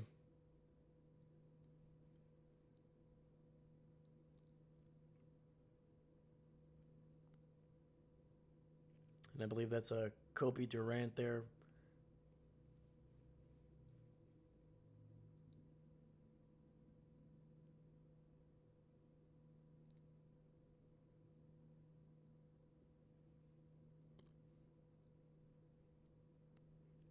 So it's only 5 yards, but unfortunately, the most important thing, it makes it an automatic first down.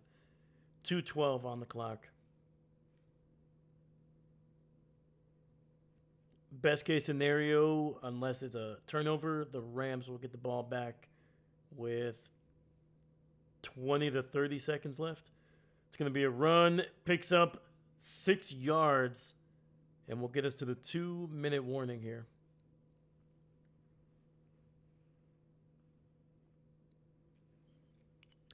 Holy freaking cow, man. 2 minutes left in this freaking game, and the Seahawks with a chance to ice it with a first down.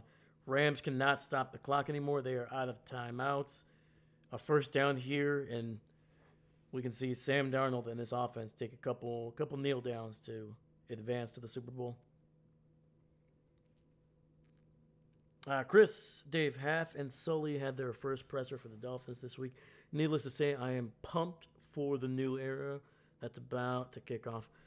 I agree, man. I was very surprised. I knew Half had a good chance to make it because once they interviewed him, there was already talks that they were impressed, and that there was already talks of potentially a second interview. Typically, with a second interview, that usually is like, "Hey, this is the offer that we have drawn up. What do you think?" You know, basically that's the second interview, really. And then to see, was it Ed Sullivan, right? Head over there. I'm not surprised, man. Sullivan has been a guy that has been been with the Packers for a long time, and he's been trying to potentially get further up in the rankings there, and there was a chance maybe that Goody would be let go, but it looks like Ed Policy was very happy with keeping not only Matt LaFleur but also keeping Gutekunst. And for Sullivan, man, it's a great opportunity. Man, has a chance to make an impact with a historic franchise, man. So I agree with you, man. I'm hoping for both of those guys to have success, man. Like I like half what he was able to do with the Packers defense the last 2 years has been incredible, um, and just seems like a really solid coach. Really likes football, loves I should say loves football, man. And he's gonna be taking care of his guys, man. Yeah, half is definitely not going to be punching people in the gut. Speaking of the guy that replaced Halfley there, Patrick, game over. Take care, Dave. Thanks. Patrick, right on, brother, man. It was good to see you, brother. Hopefully, I'll catch you in about 2 weeks, man.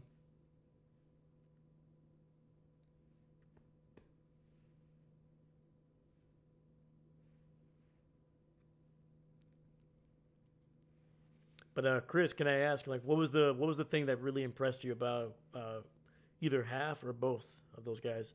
Let me know. Let me know.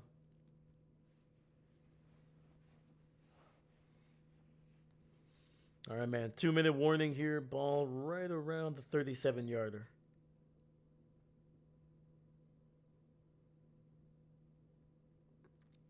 Second and 4.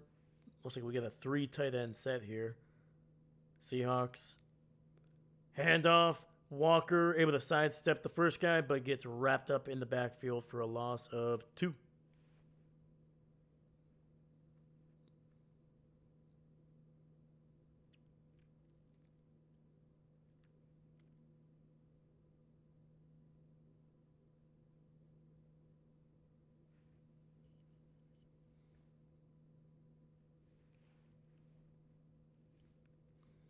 Sully shed some tears thanking the entire Packers organization, crediting them for much of his success. Heck yeah, man. Yeah, Sully's a guy. He's been the last couple drafts, man. He usually talks about some of the players that they drafted, man. It's been fun. And Seattle's gonna have to burn their second time out here. Play clock was running real low.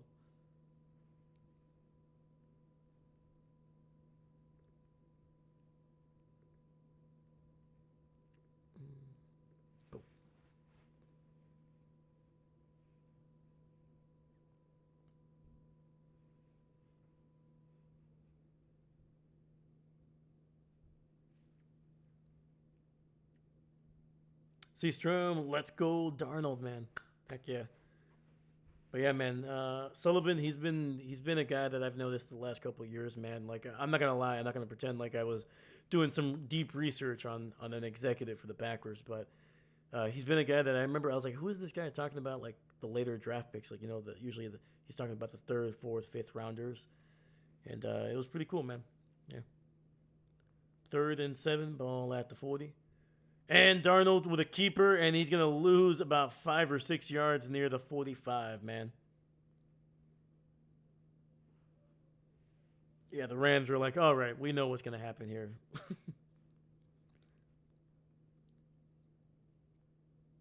Woo!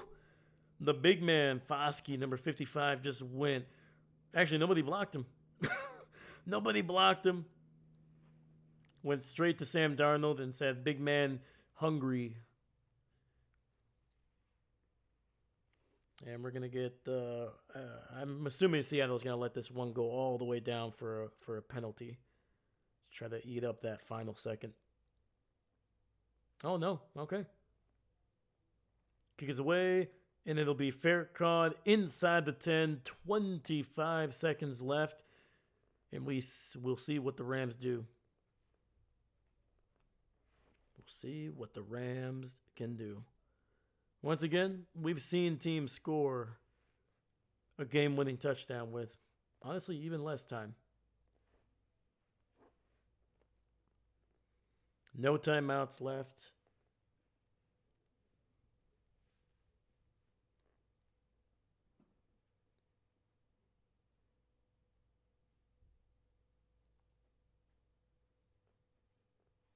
4 receiver set. Stafford in the shotgun, running back to his right. Ball at the 7-yard line. Deep shot. Gets it out to Puka Nacua to the 30. Clock is running. Clock is running. I mean, they're going to have to spike this ball, I'm assuming. And 10 seconds left.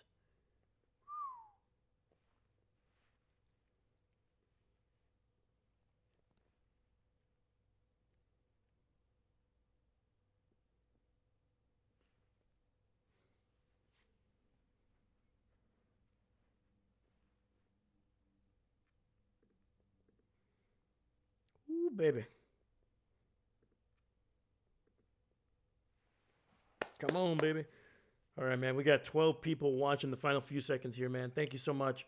Thank you for showing up today, man. I appreciate you guys. Please, if you get a chance, please like the video, subscribe. It helps out the channel. It helps out the video a ton. And we got Seattle using their final timeout here, trying to make sure that they don't get caught unaware of something.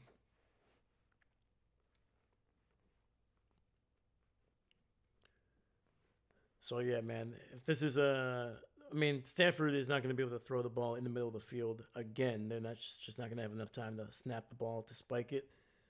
So this is either going to be going, I'm assuming, something towards the sidelines, or this is going to be trying to scheme up something really wild to see if they can get a guy to be completely free, to give him a chance to just run down the field.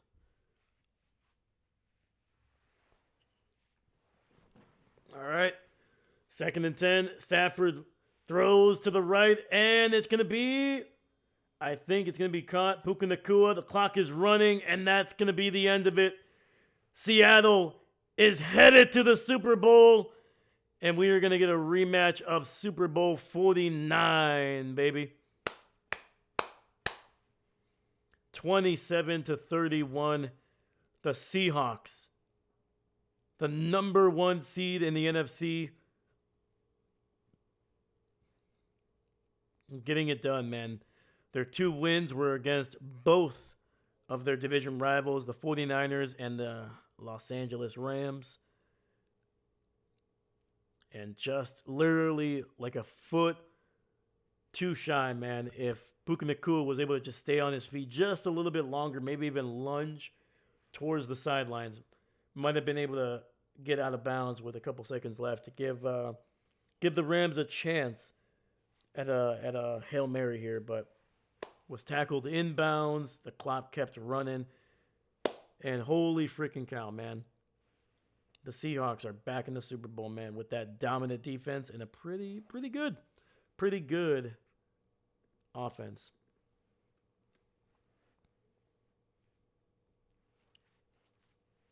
Let's go, Darnold. Let's go. Seastrom. Seahawks, baby. All right.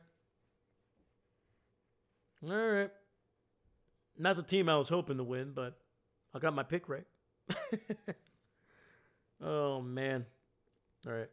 Let's update these records. The Seahawks bumping up to 16-4. Is that correct?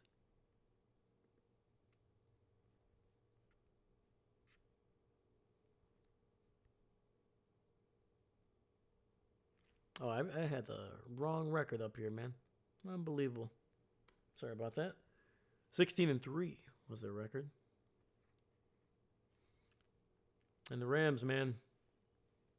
Heck of a season, man. They did their best, but they're going to finish off 14-6. You're too excited about the Seahawks, Seastrom. So I say Cowboys are dumb. Anyways, have a great night. You're still cool. There you go. There you go. Chris, crazy game. 100%, man. They made it entertaining, man. A couple touchdowns on each side of the. It was a 13-17, and each team able to score 2 touchdowns in the second half, man. But it was a wild fourth quarter, man. What was did anybody score in the fourth quarter? Let me see here. No points were scored in the fourth. All 28 points in the second half were scored in the third. Not a single point in the fourth, man. The defense is dominating in the fourth.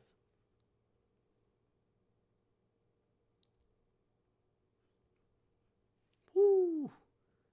Have a good one, David. There you go. There you go, David. Boom. Parker Curry. I'm pulling for Seahawks football to beat the Patriots in the Super Bowl. I agree with you. Once again, as much as I don't want to watch the Seahawks win another Super Bowl, because they weren't very nice to us back in 2014. But you know what, man? It's the NFC, and it'd be kind of cool, man. It'd be kind of cool to see Sam Darnold finally be a Super Bowl winning quarterback after all the poop he has gotten over the last decade. But yeah, man, what a freaking day, man. Two really good games. One a defensive struggle for most of the game. Two offenses that could not handle the cold over there in Denver. But in this one, plenty of points, man. Plenty of points. And let me see here. I'm just double checking here.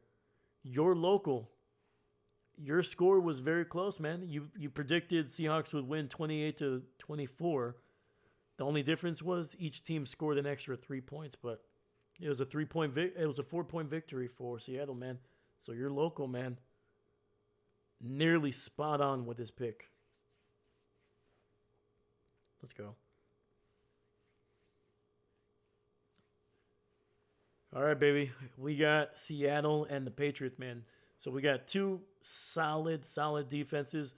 This is probably the most points I've seen Seattle give up in any of the streams that we have done for them this season. I think we did a total of 6 Seattle games this year.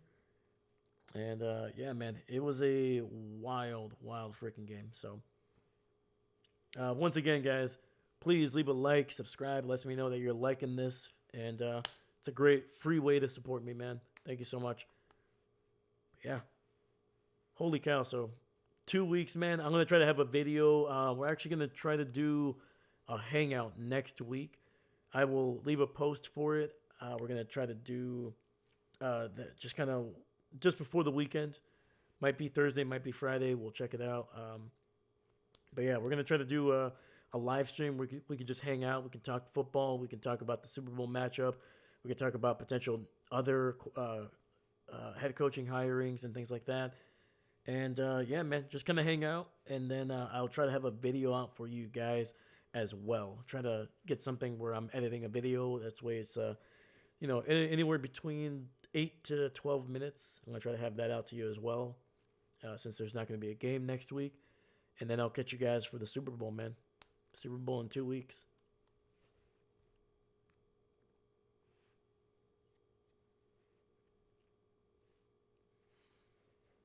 We could talk about burritos and ice cream. Oh, hey, I'm down. Let's go. Burritos, ice cream, 2 things that I love.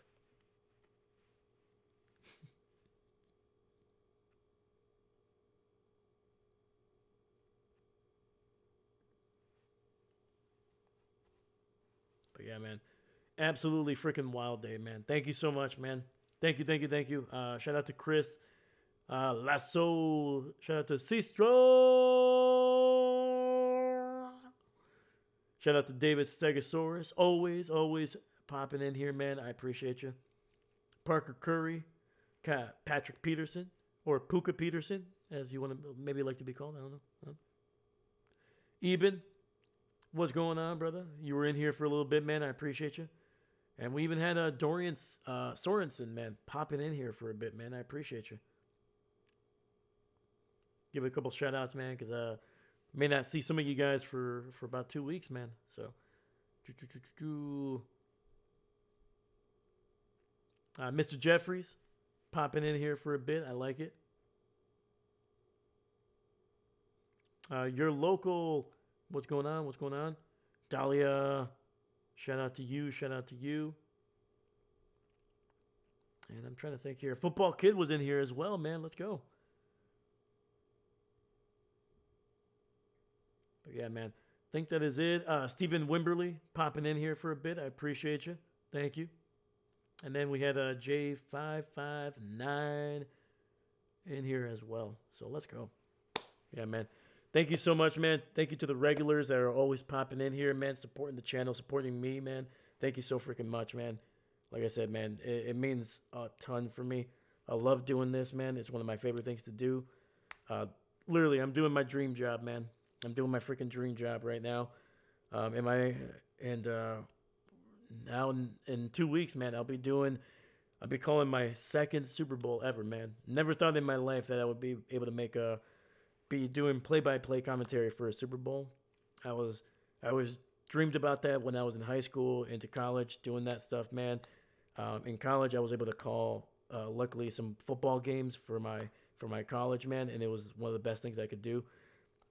I was the in-game announcer, man, and now I'm doing it with people that are consistently wanting to watch me multiple times a week, which is crazy, man. So thank you so much, man, and I'll see you guys, some of you guys, next week for a live hangout. Once again, that day I'll have that post out. So when we do it, what time we'll do it, and then after that, man, it's gonna be the Super Bowl. So yeah, let's go. Thank you once again, man. Appreciate you guys. Thank you, thank you, thank you. Sorry, I'm paying attention to the ceremony as well, but I'm trying to wrap things up here, man. But once again, dude, have a wonderful weekend. Stay warm, stay safe. Once again, Minnesota, Minneapolis, we're with you, man. Or your neighbors to to the east side over here, Wisconsin is with you, bro. Please be safe. Take care of each other. Love each other, regardless of the differences that we have, man. Please make sure you always love each other and protect each other, man. If we don't do it, nobody else will. So, thank you so much, man. I'll see you guys in a couple days, and I'll see you guys for the Super Bowl in 2 weeks. So, appreciate you, man. Have a great one. Once again, my name is Dave, and I'm not a coach. See you. Are you streaming the Super Bowl? Yes, I am. Yes, I am. Streaming the Super Bowl, baby.